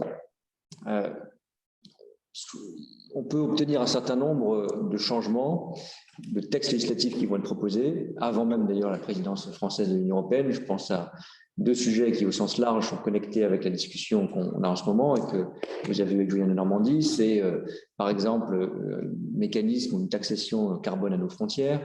C'est un texte législatif sur la déforestation importée et les faire avancer. Pour être honnête, un texte qui est présenté en octobre, novembre ou décembre 2021, comme l'a dit Julien, sur le déroulé d'une présidence semestrielle, il ne sera pas bouclé sous une présidence, mais on peut évidemment le mettre à l'ordre du jour et le faire accélérer. Et je le redis, Julien de Normandie le disait il y a quelques minutes, pour être clair, notre présidence, je considère qu'elle a commencé… Bon, on a présenté nos idées, notamment en matière commerciale, dans le discours du président de la République à la Sorbonne. Elle a commencé au fond il y a 4 ans. Je dis ça parce que ce que je veux dire, c'est que si on attend le 1er janvier pour dire on va faire des propositions et puis on espère qu'elles aboutissent le 30 juin, ça ne marche pas comme ça. Et donc, ça veut dire que tout ce qu'on se dit là, on se bat déjà pour les clauses miroirs, par exemple, mais on les fera accélérer sous présidence française. Et la présidence, c'est à la fois un accélérateur et à un moment où on y met de l'agenda. Puis il y a une deuxième façon, je reviendrai sur des éléments plus détaillés, il y a une deuxième façon de voir les choses, et moi, je crois plus à ça, et ce n'est pas un slogan, c'est qu'il faut essayer, parce que c'est un combat politique, tout ce dont on parle depuis le départ. Le blocage, il n'est pas tellement, on peut avoir un débat sur est-ce qu'on peut faire ces choses-là dans le cadre de l'OMC, les clauses miroirs, etc. Comme le disait le ministre de l'Agriculture, le combat, il est politique et il est interne à l'Europe. Je l'assume et je le dis, et il est difficile. Et d'ailleurs, je crois qu'il y a des désaccords, on l'a vu, sur l'interprétation, quelques mesures, mais sur le fond, ce n'est pas du consensualisme, mais on est d'accord sur l'objectif. Donc, c'est un combat politique qu'on mène de manière différente entre une ONG ou un membre du gouvernement, bien sûr, et avec des désaccords, mais on essaie de changer le logiciel européen sur le commerce, pour faire court. Okay. Et vous estimez les chances d'y arriver réelles, ou est-ce que ça semble tellement homérique, en tout cas du point de vue… Est-ce que D'abord, je pense que ce logiciel-là, il a commencé à évoluer. Quand vous voyez, je prends un exemple concret de combat politique qui a été gagné et qui se traduit en mesures, je prends même deux, si vous me permettez, l'idée que les clauses essentielles, que le respect de l'accord de Paris soit clause essentielle dans les accords commerciaux, on a encore du mal à l'injecter.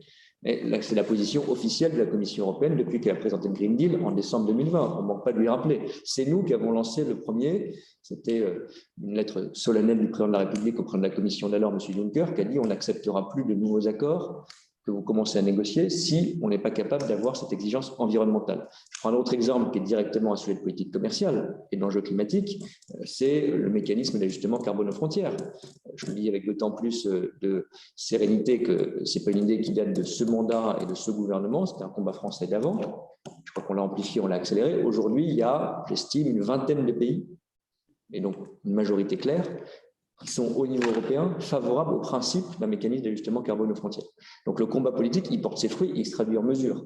Et je vous prends cet exemple-là parce que je pense que le mécanisme d'ajustement carbone aux frontières, là, ça peut être une réussite finale sous présidence française où on aura un accord politique avec les étapes ensuite. Donc moi, pourquoi je plaide, c'est que sur les clauses miroirs, sur le respect des standards alimentaires, sur la traçabilité, sur les contrôles qu'on met en place dans des accords commerciaux, si on en a encore demain, on ait changé le modèle et on a des mesures très précises. Je dis un dernier point parce que c'est concret sur la présidence française, et Julien de Normandie en disait un mot, c'est une évidence, mais ça va mieux en le disant, il y a un agenda défensif dans ce combat politique. Éviter des accords commerciaux qui sont mauvais. Évidemment, je pense d'abord à celui sur le Mercosur. Julien l'a dit très clairement, je le redis, pour nous, le texte qui est sur la table, c'est non, et ça sera encore non, et toujours non. On avait arrangé sous présidence portugaise, qui, comme vous le savez, a beaucoup défendu cet accord. Je ne pense pas que la présidence slovène qui vient de commencer le mettra à l'ordre du jour. Pour nous, en tant que maître de l'agenda, il sera évidemment hors de question de faire quoi que ce soit dans le sens de cet accord. Merci, c'est super clair. Samuel Leray pour la formation. Un point particulier, enfin une réaction, et puis un point à poser sur la question des pesticides. Ouais, alors je voudrais réagir d'abord à ce qu'a dit Monsieur Beaune. Déjà, merci beaucoup à tous les deux de participer à ce débat et de dépasser un peu le temps qui était prévu. Moi, je voudrais réagir sur le Mercosur parce que la position française, effectivement, elle a été de dire de s'opposer, mais elle reste quand même floue. Et l'expression dit « quand c'est flou, c'est qu'il y a un loup ». Et sur le Mercosur, jusqu'à présent, vous avez dit « la France s'y oppose en l'état ». Le président de la République l'a dit, vous l'avez à peu près tous dit, tous les membres du gouvernement et même les députés de la majorité, donc vous avez été relativement clair. Là où vous n'êtes pas clair, c'est ce que signifie le « en l'état ». Donc c'est la première question que je voudrais vous poser, parce qu'en l'état, des fois quand on vous écoute, on a l'impression c'est tant que Jair Bolsonaro est là et mène sa politique. Or en fait, quand on lit notamment ce qu'ont pu dire les experts que vous avez vous-même nommés dans le rapport, c'est que l'accord lui-même, peu importe qui est Jair Bolsonaro ou pas, finalement, va entraîner une augmentation de 25%, une accélération de 25% de la déforestation. Juste un exemple. Donc moi, sur ce sujet, je voudrais vous poser la question. Est-ce que la position française, c'est bien que vous ne voulez pas d'accord UE-Mercosur tout court, Bolsonaro ou pas Bolsonaro? Et ma seconde question, elle est, à partir du moment, si jamais c'est bien l'accord que vous ne voulez pas, est-ce que, parce qu'on sait aussi qu'il y a des membres du gouvernement qui ont dit on ne va pas jeter l'accord dans sa globalité à la poubelle. Quelle est l'action que vous avez menée pour le modifier? Parce qu'à ma connaissance aujourd'hui, donc peut-être que ça a changé, mais dans toutes les discussions qu'on a pu avoir les uns avec les autres et avec vos collègues du gouvernement, la France n'a jamais demandé une réouverture des négociations. Juste pour que tout le monde comprenne, la France actuellement n'a pas pu s'opposer à l'accord parce qu'il n'y a pas encore eu de vote, mais les négociations, on est dans la phase de toilettage, donc ça continue. La France n'a pas non plus arrêté l'accord. Il continue dans sa routine actuelle. Donc ça, c'était ma première question sur la partie Mercosur. Et puis, ma seconde question qui va être le corollaire, parce qu'on va accélérer, mais sur la question de la politique commerciale. Pareil, encore une fois, vous avez parlé de l'accord de Paris comme clause essentielle. Donc, juste pour expliquer à ceux qui nous écoutent, dans les accords de commerce, vous avez des clauses essentielles qui disent, par exemple, si on ne respecte pas ce point-là, du coup, l'accord est suspendu ou est arrêté. Donc, c'est par exemple le cas des droits humains. Si jamais sur un certain nombre de droits humains ne sont pas respectés, alors on peut suspendre l'accord. L'Union européenne l'a déjà fait avec la Birmanie, par exemple, par le passé. La question est de mettre l'accord de Paris dans cet accord. Le problème est là où, encore une fois, vous êtes relativement flou et on espère que vous allez pouvoir nous éclaircir sur tous ces points. C'est que signifie respecter l'accord de Paris? Est-ce que c'est juste l'avoir signé? Auquel cas, si on avait une telle clause avec un accord avec le Brésil, ça voudrait dire que Jair Bolsonaro l'a respecté. Donc, ça voudrait dire que ce ne serait vraiment pas très efficace. Ou est-ce que c'est vraiment une mesure ambitieuse de dire que c'est bien le respect des trajectoires de CO2, donc les engagements qui sont pris dans le cadre de l'accord de Paris, qui sont tenus? Donc, c'est ces deux points d'éclaircissement que j'aimerais bien avoir de votre part, monsieur le secrétaire d'État, s'il vous plaît. Alors, monsieur Beaune, je vais vous lancer un défi, c'est d'être efficace, percutant et bref. Et je ne doute pas que vous le soyez. C'est beaucoup à la fois. Non, je vais être très clair sur le Mercosur. Il n'y aura pas d'accord Mercosur. Parce que, bien, vous pointez un petit paradoxe, c'est que vous dites pour changer le en l'état, il faudrait rouvrir une négociation. Vous nous dites que vous n'êtes pas clair parce que quand vous dites en l'état, ça sous-entend qu'avec une renégociation, on pourra arriver à nos objectifs et vous incitez d'une certaine façon, vous reprochez de ne pas demander la renégociation. Je vais vous dire très clairement, parce qu'on l'a dit publiquement, Franck Riester l'a redit encore récemment, il y a 3 éléments qu'on a pointés du doigt, et je pense que vous les partagez sur le fond, dans ce qui fait le problème de l'accord commercial UE-Mercosur, le projet d'accord commercial UE-Mercosur, puisqu'il n'a effectivement pas été soumis à un vote. Justement, la question de l'accord de Paris. Je reviendrai sur comment on définit le respect de la clause essentielle. Le non-respect de l'accord de Paris, donc pour anticiper ma réponse de tout à l'heure, ça veut dire qu'il ne s'agit pas simplement de signer l'accord, le non-respect de l'accord de Paris qui nous semble, le respect de l'accord de Paris qui ne semble pas être garanti par le projet d'accord, les questions de déforestation et les questions de contrôle et de standards alimentaires. C'est les 3 points clés.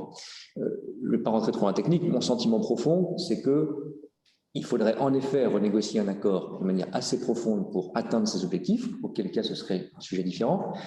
On n'en est pas là. Il n'y a aucune appétence probablement de nos partenaires. On a essayé. Ce que vous disiez implicitement, on l'a discuté avec Franck Riester, c'est qu'on a tendu la main à nos partenaires européens à plusieurs reprises, y compris la présidence portugaise qui, pour des raisons géopolitiques, tient à ne pas couper les ponts avec l'Amérique latine. Donc on a été, si je puis dire, bons camarades. On a dit, si vous avez trouvé une solution magique qui renégocie profondément l'accord, on regardera. Mais je vous le dis très sincèrement, ma conviction profonde, c'est que ce n'est pas possible. C'est un ensemble vide. La renégociation qui plaît à nos partenaires européens, qui plaît à nos partenaires sud-américains et qui en même temps respecte les 3 exigences que je dis. Je crois que ça n'existe pas. On a regardé. Monsieur Beaune, moi je retiens votre phrase. Il n'y aura pas d'accord. Si cet accord n'est pas changé, notre position ne changera pas. C'est non. Et cet accord, je pense, ne peut pas être changé profondément comme il le devrait. Ça n'arrivera pas. Ça n'arrivera pas, pour être clair. Donc, je développe un peu. Sur la deuxième question, monsieur Beaune. Sur la deuxième question, s'il vous plaît.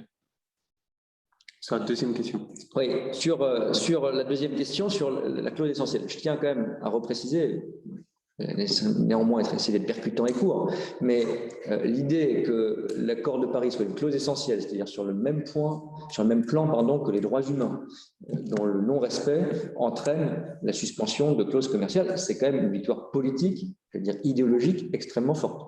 Maintenant, je suis d'accord avec vous, il y a 2 choses. Très clairement, ce n'est pas simplement signer l'accord de Paris ou même l'avoir ratifié qui vaut respect de l'accord de Paris et satisfaction de ce qu'on appelle la clause essentielle. Je suis très clair là-dessus. On l'a dit, on l'a écrit à la Commission européenne à plusieurs reprises. Et ensuite, donc c'est une question de respect effectif de l'accord de Paris. Il y a un débat technique sur la façon dont on apprécie le respect des obligations substantielles de l'accord de Paris, sur le champ et sur les points de rendez-vous de respect de la trajectoire. Là-dessus, on a demandé à la Commission européenne, parce qu'il y a évidemment un travail un peu technique à faire entre États membres, qu'elle nous propose son interprétation de ce qu'est le respect effectif de l'accord de Paris. En parlant de détail, ça dépasse un peu ma compétence directe. On a passé un certain nombre de papiers d'options sur ce sujet, mais on attend cette proposition. Mais pour être clair, il ne suffira pas de dire j'ai signé ou même j'ai ratifié et puis après je respecte rien du tout pour que cette clause essentielle puisse être satisfaite. Notre préoccupation aujourd'hui, c'est que cette clause essentielle, dont on peut débattre du périmètre technique, elle soit bien respectée au-delà de l'effet d'annonce qu'a fait la Commission européenne. Je dis juste un dernier mot, c'est que ce n'est pas impossible. Et d'ailleurs, on le dit à nos partenaires européens, à la Commission européenne, parce qu'il y a, c'est paradoxal, un bon accord commercial qui a été conclu il n'y a pas longtemps, qui n'est pas que commercial, mais principalement commercial, c'est l'accord sur le Brexit.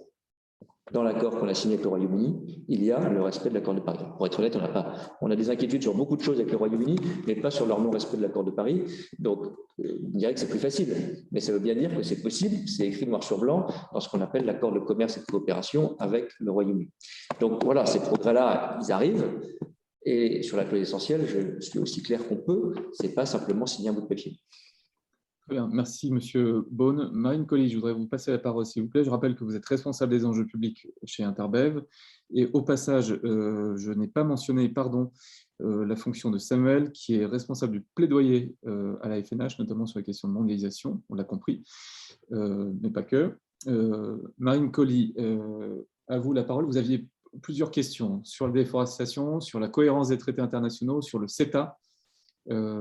Pardon de chercher à regrouper un peu tout ça. Est-ce qu'on peut poser les points de manière concise pour avoir des réponses? Pas de problème, et je vais essayer de poser des questions assez précises. Effectivement, moi, il y a un premier point que je voulais aborder avec vous sur une victoire concrète de court terme que la France pourrait obtenir. Parce qu'effectivement, on a beaucoup parlé de ce fameux acte délégué qu'on attend sur les antibiotiques activateurs de croissance.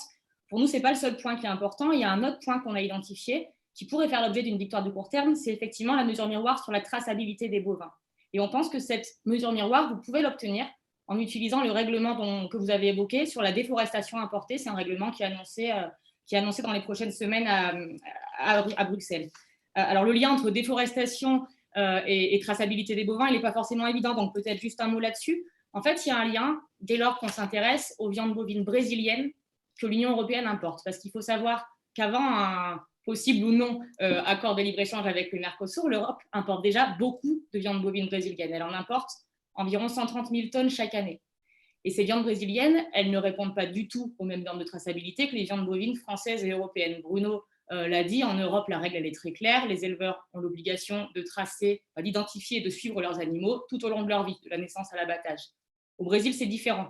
Au Brésil, déjà, la règle générale en matière de traçabilité, c'est pas d'obligation, sauf dans les filières de production qui sont dédiées à l'exportation de viande bovine vers l'Union européenne. Mais dans ces filières, la seule obligation qui est posée, c'est de suivre les animaux sur leur dernier mois de vie. Vous savez, dans les feedlots, ces centres d'engraissement gigantesques de 30 000, 40 000 bovins. Donc, entre ce centre d'engraissement et l'abattoir. Ça veut dire quoi? Ça veut dire que sur tout le reste de la vie de l'animal, et en fait sur la majeure partie de la vie de l'animal, on n'a absolument aucune information, aucune visibilité. Et ça veut dire quoi? Ça veut dire qu'avant même un accord avec le Mercosur, qui n'arrivera pas si j'ai bien compris, l'Europe importe déjà 130 000 tonnes de viande bovine brésilienne qui peut-être, sans doute, proviennent d'animaux qui ont pu être élevés dans l'un des très nombreux élevages qui sont responsables de la déforestation de l'Amazonie.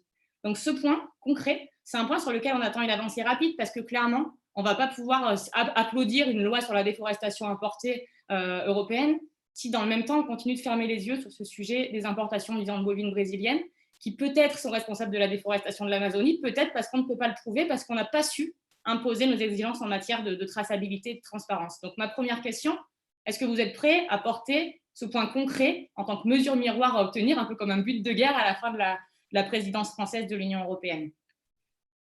Je laisse répondre. Marine, je préfère qu'on énumère vos points, comme ça on les traite. Ok. Ensuite, un petit point rapide sur les traités, les accords de libre-échange. J'ai entendu Clément Beaune nous dire que la France ne validerait plus de mauvais accords. C'est un très bon point. Première question, c'est à partir de quand l'accord est un bon accord?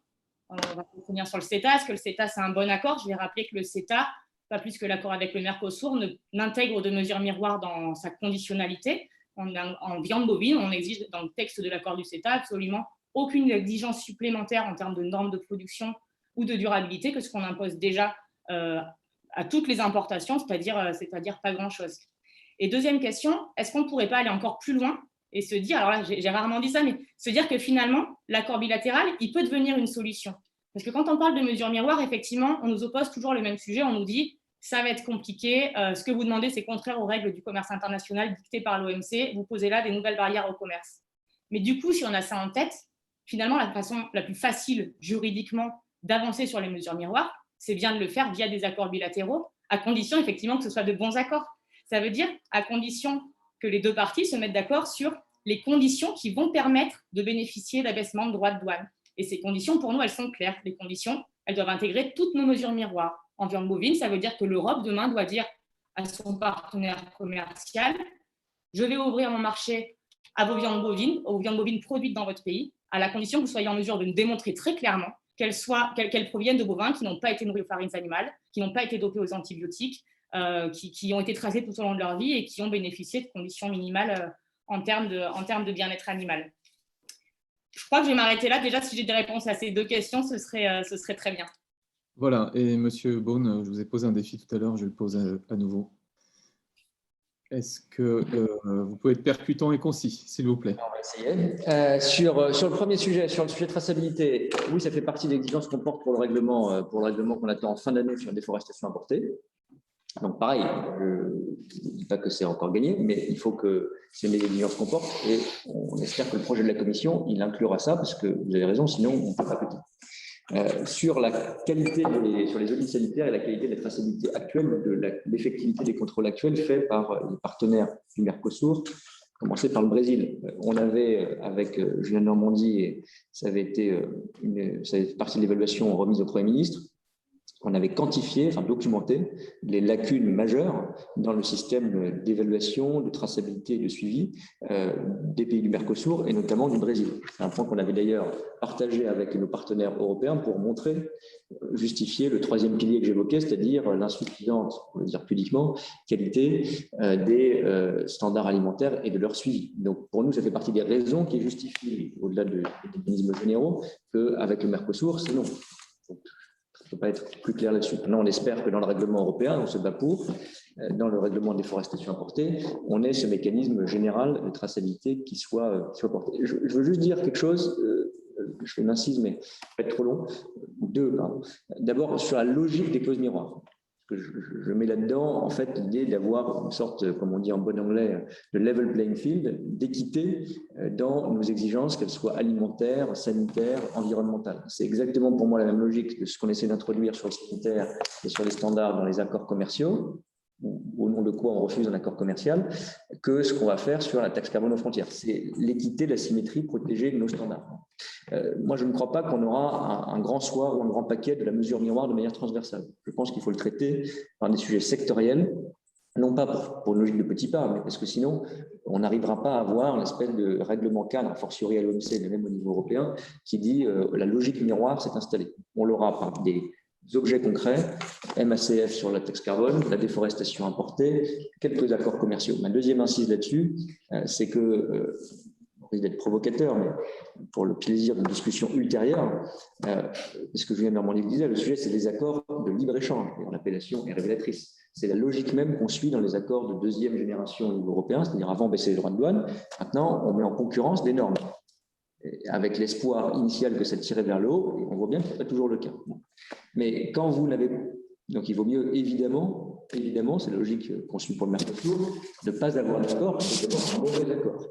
Et moi, je suis plus ambitieux encore, ça mettra 15 ans, si on est honnête. Ce qu'on est en train d'essayer d'inventer avec les clauses miroirs, c'est de dire, puisque de toute façon, il y a du commerce, vous le disiez, même quand il n'y a pas d'accord pour le libre-échange, il y a des importations qui nous posent problème, pour toutes les raisons qu'on a indiquées, venant des pays du Mercosur.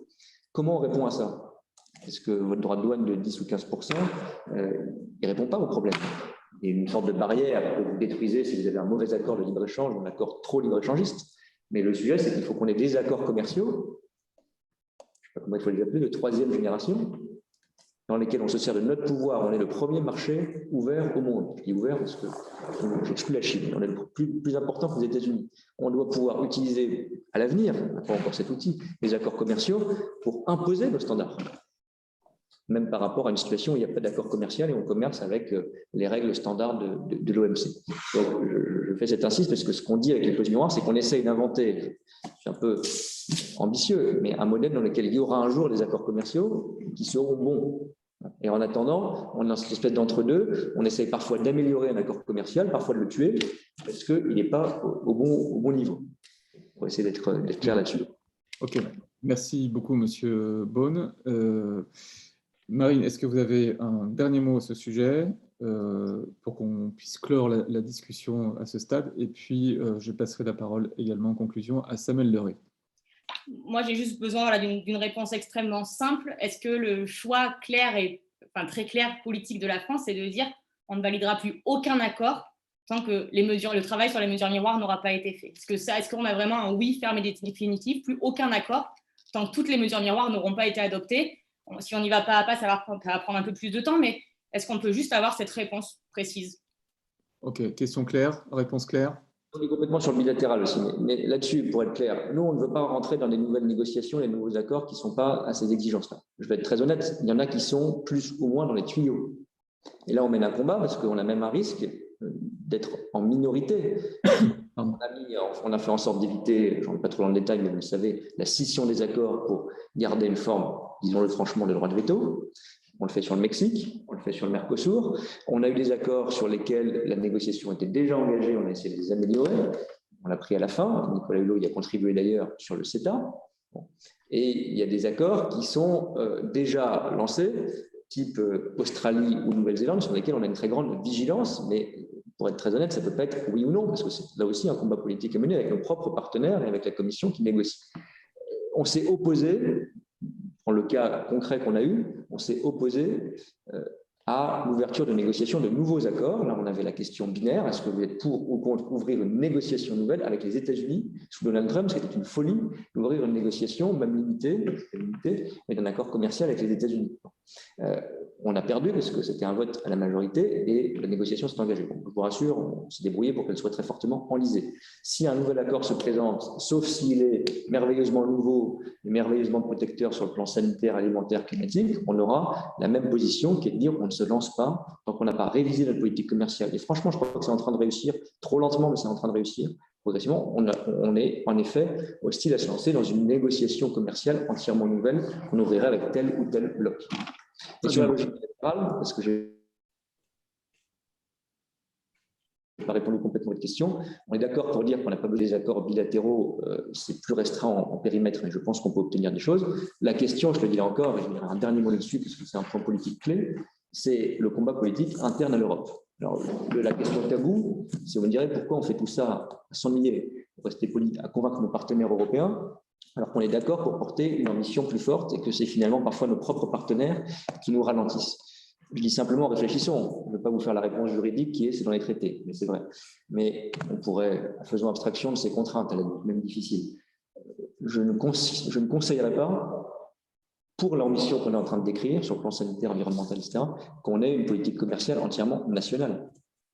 Le jour où on négociera avec le Mexique, avec, a fortiori, la Chine, avec d'autres pays pour soit ouvrir de nouveaux accords, soit avoir ces accords de nouvelle génération qu'on écrivait, on sera honnêtement beaucoup moins fort. Donc je pense que c'est frustrant, c'est compliqué, mais le bon combat, c'est malgré tout de changer le logiciel européen avec ces règlements qui arrivent progressivement et ces changements, clauses essentielles, déforestation importée, mécanisme carbone aux frontières, etc., clauses miroirs. Parce que si on y arrive, là, on aura un levier de transformation de la politique commerciale mondiale qui sera absolument majeur. Et donc, je crois qu'on dit à peu près la même chose au fond, mais je réponds à la question taboue que vous ne m'avez pas directement posée, mais que je voyais aussi un peu dans les interventions, c'est pourquoi on s'ennuie à essayer de convaincre l'Europe. Parce que je pense que le jour où on a réussi à convaincre l'Europe, là, on a un vrai modèle commercial transformé. Bon, Monsieur Beaune, merci pour ces explications qui sont assez claires, même très claires. Merci aussi, Monsieur de Normandie. Merci à vous deux pour le temps que vous nous avez consacré. Je pense qu'on a pu constater ce qui relevait du consensus et puis là où étaient encore parfois les problématiques, on l'a vu sur les questions de HVE, d'agriculture bio. Ça fera peut-être l'objet d'une autre discussion plus tard qu'on pourra creuser. Avant que vous nous quittiez, messieurs les ministres, je repasse la parole à Samuel Leray pour le mot de conclusion de la Fondation sur cette partie de la table ronde. Samuel.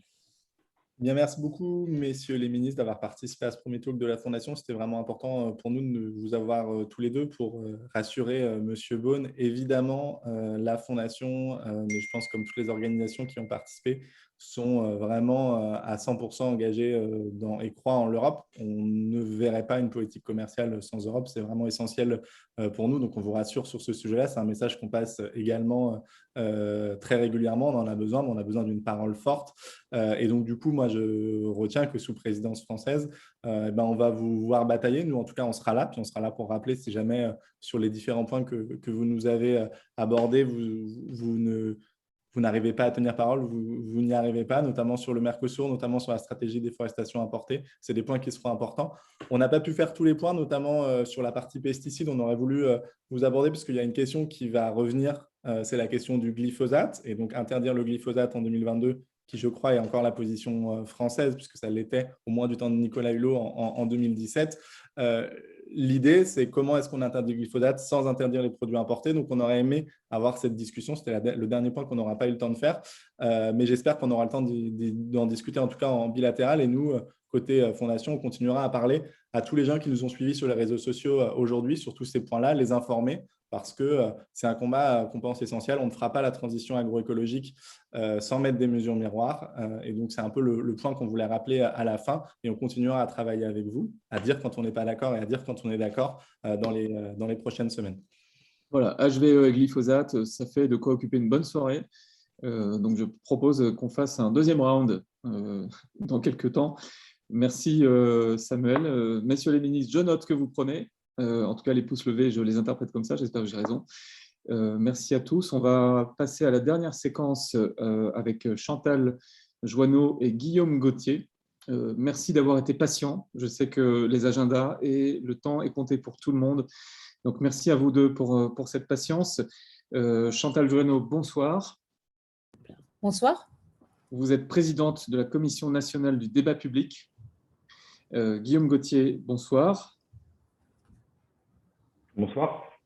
Vous êtes éleveur de charolais. Dans quelle région, monsieur Gauthier? En Bourgogne, département Saône-et-Loire. Très bien.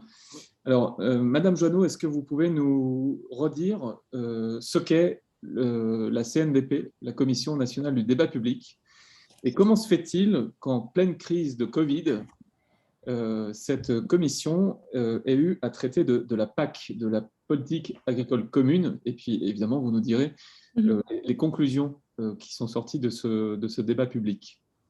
Oui, alors la CNDP, la Commission nationale, c'est une autorité administrative indépendante qui a été créée il y a à peu près 25 ans pour garantir le droit de toute personne à être informée et à pouvoir participer à l'élaboration des décisions qui ont un impact sur l'environnement. Donc, au départ, c'était essentiellement sur tous les grands projets qui avaient un impact sur l'environnement, par exemple les projets d'autoroutes ou même de centrales nucléaires, et on organisait des débats publics. Et maintenant, c'est sur le champ d'intervention est beaucoup plus large. On touche des plus petits projets, et ça a notamment été décidé après la mort de Rémi Fraisse sur le barrage de Sivens. Et on touche aussi les plans nationaux, donc le plan stratégique national d'application de la PAC, pour lequel on a organisé un débat public l'année dernière en pleine période Covid, mais on ne le savait pas parce que quand on a commencé le débat public, on n'avait pas encore la crise sanitaire en France. Oui, pour l'anecdote, c'est un débat que vous avez dû suspendre et qui s'est donc déroulé en 2 parties jusqu'à la crise. Et puis, quand on a eu cette embellie à l'automne dernier. Donc, ce débat est clos. Ce débat est clos. En quoi consiste un débat? Ça veut dire que les citoyens ont la parole. Moi, j'ai quelques stats que j'ai tirées de la synthèse du rapport. Vous allez me corriger si je suis inexact. 12 660 contributions, 1083 propositions. Quelques enseignements que vous tirez. Oui, et 1,8 million de personnes touchées. Alors nous, on veille, quand on fait un débat public, à ce que les personnes aient une information qui soit accessible. Là, on l'a vu dans le débat, l'agriculture, c'est un débat d'une technicité énorme qui fait que le débat n'est pas toujours compréhensible pour un public non averti. Donc, on va veiller à l'accessibilité de l'information et on va veiller à créer plusieurs outils de participation. Ça va être du débat numérique, ça va être du débat sur le terrain, ça va être des ateliers, des conférences citoyennes, enfin plusieurs outils qui vont permettre justement à toutes les personnes, et notamment celles que l'on n'entend pas, c'est-à-dire au-delà des parties prenantes, qui vont leur permettre de s'exprimer sur un projet, en particulier sur le plan stratégique national, et d'exprimer leurs arguments. Alors, si je dois en résumer les conclusions, puisque c'était quand même un peu ça l'objectif de l'intervention, je vais essayer de le faire en toute neutralité, parce que mon grand défaut, c'est qu'évidemment, j'ai beaucoup baigné dans ces sujets-là, et qu'il ne faut pas que je lise le débat à l'aune de ce que moi je pense. Donc, je vais essayer de le faire en toute... On parle à une ancienne ministre de... C'était quoi? L'écologie, le développement durable? C'était l'écologie avec Jean-Louis Borloo. Okay. Donc, effectivement, des sujets qui m'ont toujours quand même vraiment passionnée. Qu'est-ce qu'on en a ressorti? Le premier sujet que je trouve vraiment intéressant, c'est qu'on a fait un questionnaire au début du débat public, un questionnaire dit à jugement majoritaire. C'est-à-dire qu'on demande aux personnes de classer des objectifs entre pas prioritaire du tout et très prioritaire. Et quand on leur a demandé de faire cet exercice, il y a eu plus de 7400 répondants. Les sujets environnementaux sont sortis les premiers, mais alors très très haut, à plus de 80% comme sujet très prioritaire. Donc c'était la protection des ressources naturelles, la lutte contre le changement climatique, et puis bien évidemment la préservation des écosystèmes et de la biodiversité. Donc le premier constat, c'est que quand on parle d'agriculture pour le grand public, on parle environnement prioritairement, et c'est l'enjeu principal. Le deuxième constat... Pardon de vous couper, c'est-à-dire que la question sociale liée à l'agriculture, par exemple, comment vivent les agriculteurs, Elle est sortie aussi, mais vous allez voir, ça va être mon deuxième constat. Okay, vous anticipez la suite. On a fait un exercice dans le cadre de ce débat public qui était de rassembler une conférence citoyenne avec 125 citoyens tirés au sort pour leur demander d'élaborer ce que serait un pacte social entre la société et les agriculteurs.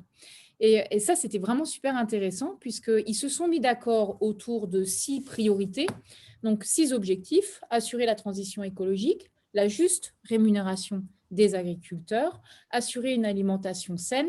C'est un peu plus long, hein, mais je résume. Ensuite, le quatrième objectif, c'était garantir une production efficace économiquement qui assure un revenu digne et valorisé par la société. Ensuite, garantir une souveraineté européenne. Et là, on a la question de l'harmonisation que vous avez longuement évoquée dans le débat. Et enfin, garantir la prise des décisions au niveau local et territorial. Et ils ont élaboré ces 6 objectifs et on leur a demandé, est-ce que vous souhaitez les hiérarchiser? Ils ont refusé de les hiérarchiser. Et donc, ils ont pleinement repris ce que disait Nicolas tout à l'heure. On n'est pas dans le « ou », on est dans le « et ». C'est-à-dire que c'est et la question du revenu et la question de la transition écologique, sans vouloir arbitrer entre ces différents éléments. Donc, il y a une vraie demande de réconciliation. Et il faut savoir que la question de la souveraineté, elle est revenue très fort dans le débat après la crise sanitaire. C'est-à-dire qu'on a commencé le débat avant la crise sanitaire, on a dû l'interrompre et on l'a poursuivi après, au moment où on a pu, donc au moment où on a été en partie déconfiné. Et c'est là où la question de la souveraineté est sortie très, très fort. Et pardon de vous couper, avec un lien également avec l'ancrage territorial, oui, local. Très fort. Le local, oui, très fort. Vraiment, pareil, deuxième partie du débat, le local est revenu assez fort. Mais le local et le territorial, c'est un sujet qu'on retrouve, nous, dans tous les débats publics en ce moment. C'est-à-dire que quand on parle énergie, on nous demande du local et du territorial. Donc, c'est un sujet qui monte aussi très fort dans l'ensemble des débats. Et le troisième constat, alors il est moins heureux que les précédents, malheureusement, c'est que par contre, les sujets des plus grandes controverses, c'est vraiment les sujets qui sont liés au phytosanitaire, au bien-être animal, à l'eau. Donc des sujets qui sont aussi liés à l'environnement. Ce n'est pas qu'il y a une opposition entre la position des agriculteurs et la position de la société, entre des agriculteurs qui ne voudraient pas poursuivre ces objectifs et une société qui leur demanderait de les poursuivre. C'est surtout sur le rythme et les moyens d'atteindre ces objectifs. Et ça rejoint complètement l'ensemble du débat sur le fait que s'il y a une concurrence déloyale, c'est nous, agriculteurs, qui allons en subir les conséquences sur nos propres revenus. Donc, il faut faire en sorte qu'on ait les moyens d'atteindre ces objectifs. Donc, moi, je trouve que c'était vraiment intéressant comme débat parce qu'alors, il y a eu une vraie crainte du monde agricole par rapport à ce débat, une crainte de l'agribashing qui n'a pas du tout eu lieu. C'est-à-dire que, certes, il peut y en avoir, mais ça a été tellement minoritaire, ça n'a pas du tout été le terrain de l'agribashing, ça a été au contraire le terrain un débat qui a donné un message de réconciliation entre les uns et les autres. Et donc, moi, j'ai trouvé ça assez intéressant. Et d'ailleurs, puisque Julien de Normandie est encore là, honnêtement, je n'étais pas partie la fleur au fusil sur ce débat. Enfin, je ne pars jamais la fleur au fusil parce que je n'ai pas de fusil, mais j'avais une certaine crainte par rapport à ce débat et par rapport au ministère de l'Agriculture, en me disant ils ont tellement l'habitude d'être avec les parties prenantes qu'un débat avec le grand public, ça ne va pas être simple. Et je n'ai pas l'habitude de faire des compliments au gouvernement, mais vraiment, le ministère a vraiment bien joué le jeu du débat, a répondu à l'ensemble des propositions, en assumant ses positions, mais il a répondu à l'ensemble des propositions. OK. Alors, Guillaume Gauthier, comment vous réagissez à la fois à ce que vient de dire Chantal Joanneau et puis est-ce que vous avez entendu de la discussion ce soir, vous qui êtes dans ce métier d'agriculteur que tout le monde dit soutenir, vouloir soutenir, aimer et vouloir du « et ». Est-ce que vous êtes d'accord avec ce « et » ? Alors, déjà, merci pour les interventions qu'il y a eu jusqu'à maintenant, parce que malgré tout, c'est très intéressant. Alors, des merci, on en a beaucoup entendu et on l'a souvent dit ces derniers mois. Avec la crise qu'on a connue, effectivement, on a continué de bosser et c'était bien normal. Je partage un petit peu le point de vue sur l'agribashing et le fait que ça a plutôt réconcilié le monde agricole avec les citoyens. On le voit, moi qui fais de la vente directe, je le vois. J'ai beaucoup de félicitations, d'encouragements, etc. Après, sur la première partie du débat, et c'est clause miroir, alors ce qu'on importe et qu'on n'a pas le droit de produire, je suis assez surpris en fait qu'on ait le droit tout simplement de faire consommer à nos consommateurs en fait des choses qu'on n'a pas le droit de faire. Moi, je suis assez fier de mon métier, assez fier d'être en Saône-et-Loire, dans un paysage très herbagé avec des belles charolaises. Alors Bruno est pas en charolaise, alors il pourra expliquer, mais enfin voilà, on a un modèle à l'herbe et finalement, je me dis qu'on met en concurrence avec des gens qui ne sont pas du tout dans le même modèle et bien en concurrence avec des prix d'ailleurs plus faibles que les nôtres. Donc, je suis assez surpris que l'Europe ne soit pas plus protectionniste, malgré tout, par rapport à ça. Et la France, donc j'en attends beaucoup des deux ministres qui ont parlé, notamment sur la présidence française à l'Europe. On a un métier qui est difficile, on s'est engagé, hein, donc c'est aussi un choix. Mais aujourd'hui, ils ne rémunèrent pas. Alors, nous mettre en concurrence avec des gens qui ne travaillent pas comme nous, c'est encore plus dur, quoi. Donc oui, les merci, on les prend directement, on en a besoin, mais on aimerait un petit peu plus de considération aussi, et ça passera aussi par le fait de ne pas importer n'importe quoi, hein. Moi, je suis fier de produire mes animaux à l'herbe. J'ai une exploitation où je produis aussi mes céréales pour nourrir mon troupeau, où je ne mets pas d'OGM depuis des dizaines d'années. Ce qui paraît pour nous très bien, et c'est des normes qui finalement, mais en tant que consommateur, on les comprendrait, et du coup, moi je suis éleveur et je suis aussi consommateur, donc je tiens à ce que mes produits soient bons et soient sains. Donc voilà, quand je vois tout ce paysage, la biodiversité, les haies, les arbres, les prairies, je me dis, c'est soit on veut la mort de cette agriculture durable, comme on l'a déjà dit en France, on est très vertueux, etc. Mais si on met en opposition avec des feedlots américains, des concentrations d'animaux, comme a dit Madame Colli, moi, je ne suis pas du tout prêt à ça, quoi. Clairement, s'il faut aller sur des modèles comme ça, je ferai autre chose. Pour faire ce « et » dont on parle, de quoi estimez-vous avoir besoin aujourd'hui? Outre le fait qu'on a bien entendu, les clauses miroirs tendent à écarter cette concurrence déloyale ou à la régulariser, la réguler. Mais vous, intrinsèquement, de quoi vous avez besoin aujourd'hui? Alors, au-delà de la considération, ce qu'on a besoin, c'est de revenus.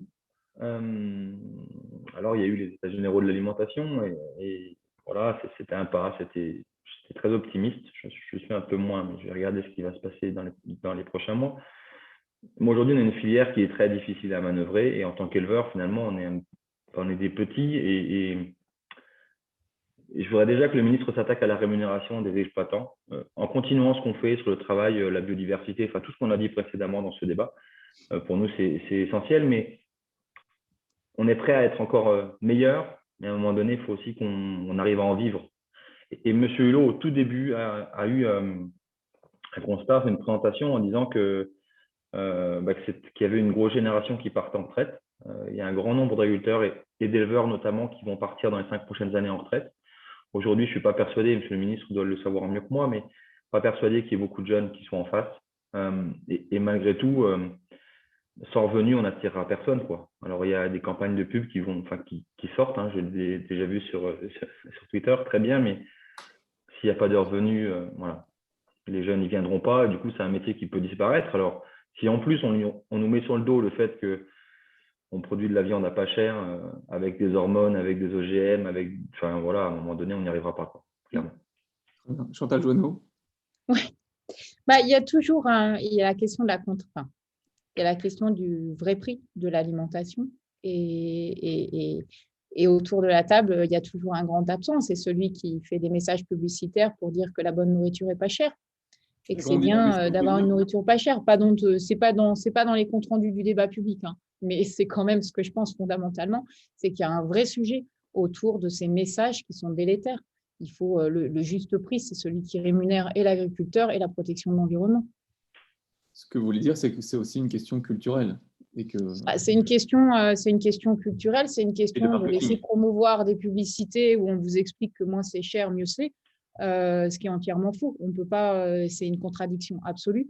Et puis, effectivement, il y a une incompréhension, je pense, du public, ce que vous disiez à l'instant. Comment est-ce qu'on peut comprendre qu'en France, on va essayer de promouvoir une agriculture juste et durable, qu'on fait des efforts pour, et qu'en parallèle, on va importer des produits qu'on interdit en France.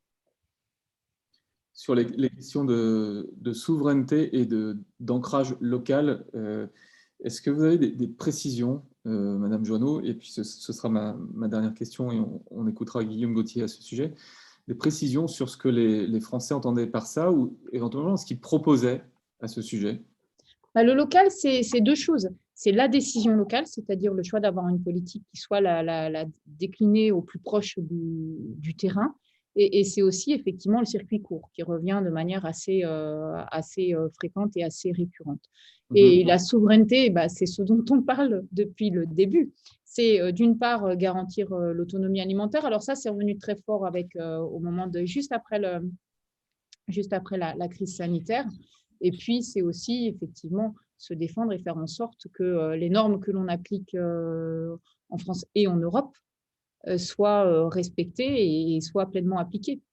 Puisque finalement, quand on importe des produits qui ne respectent pas les normes, on n'applique pas ces normes. D'accord. Guillaume Gauthier, on a beaucoup parlé d'agriculture ce soir. Vous, dont c'est le métier, eh bien, je vous laisse le dernier mot. Qu'est-ce que vous retenez de ce débat, peut-être dans vos aspirations sur la question du comment on fait tout ça dans les mois, dans les années qui viennent? Que voyez-vous, vous, depuis votre champ, j'allais dire depuis votre fenêtre, mais plutôt votre champ? Ouais, déjà, ce que je veux, c'est qu'on soit sûr de faire manger à nos consommateurs des choses qui soient saines, et si c'est sain, c'est français, ou au moins dans nos normes, voilà, clairement. Qu'on ait de la considération pour les éleveurs, alors là, oui, il y a beaucoup de merci, mais ça passerait effectivement par un gros travail sur les revenus. Et vous parlez de local, je fais de la vente directe, enfin, on fait de la vente directe avec mes associés, mais finalement, je ne suis pas beaucoup plus cher que mes voisins qui sont beaucoup plus grands, eux, qui ont plein de rayons dans les magasins. Mais malgré tout, il y a une plus-value qui est différente. Alors, entre moi qui fais de la vente directe et puis moi, éleveur, il y a beaucoup moins d'intermédiaires. C'est peut-être aussi là que se cache un petit peu du problème. Et puis, enfin, si on veut continuer à être l'agriculture la plus durable au monde, il faut qu'on soit tous unis. Alors, on travaille, enfin, j'ai vu que vous travaillez beaucoup la FNH et puis notamment Interbev et la FNB, c'est très bien, c'est ce qu'il faut faire, il faut continuer.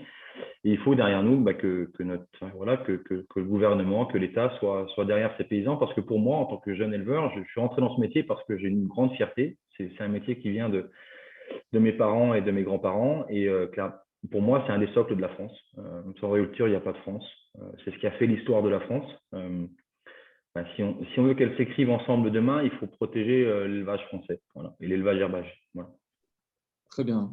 Merci beaucoup à tous les deux. Merci Chantal Joanneau, merci Guillaume Gauthier pour votre patience et votre participation. Les échanges ont été denses, il y avait beaucoup de sujets à traiter ce soir. Donc je vous renvoie toutes et tous vers le site de la Fondation, fondationnicolahulot.org, où vous retrouverez l'ensemble des documents et des rapports auxquels il a été fait référence si vous avez envie de mieux comprendre ou de creuser ces sujets.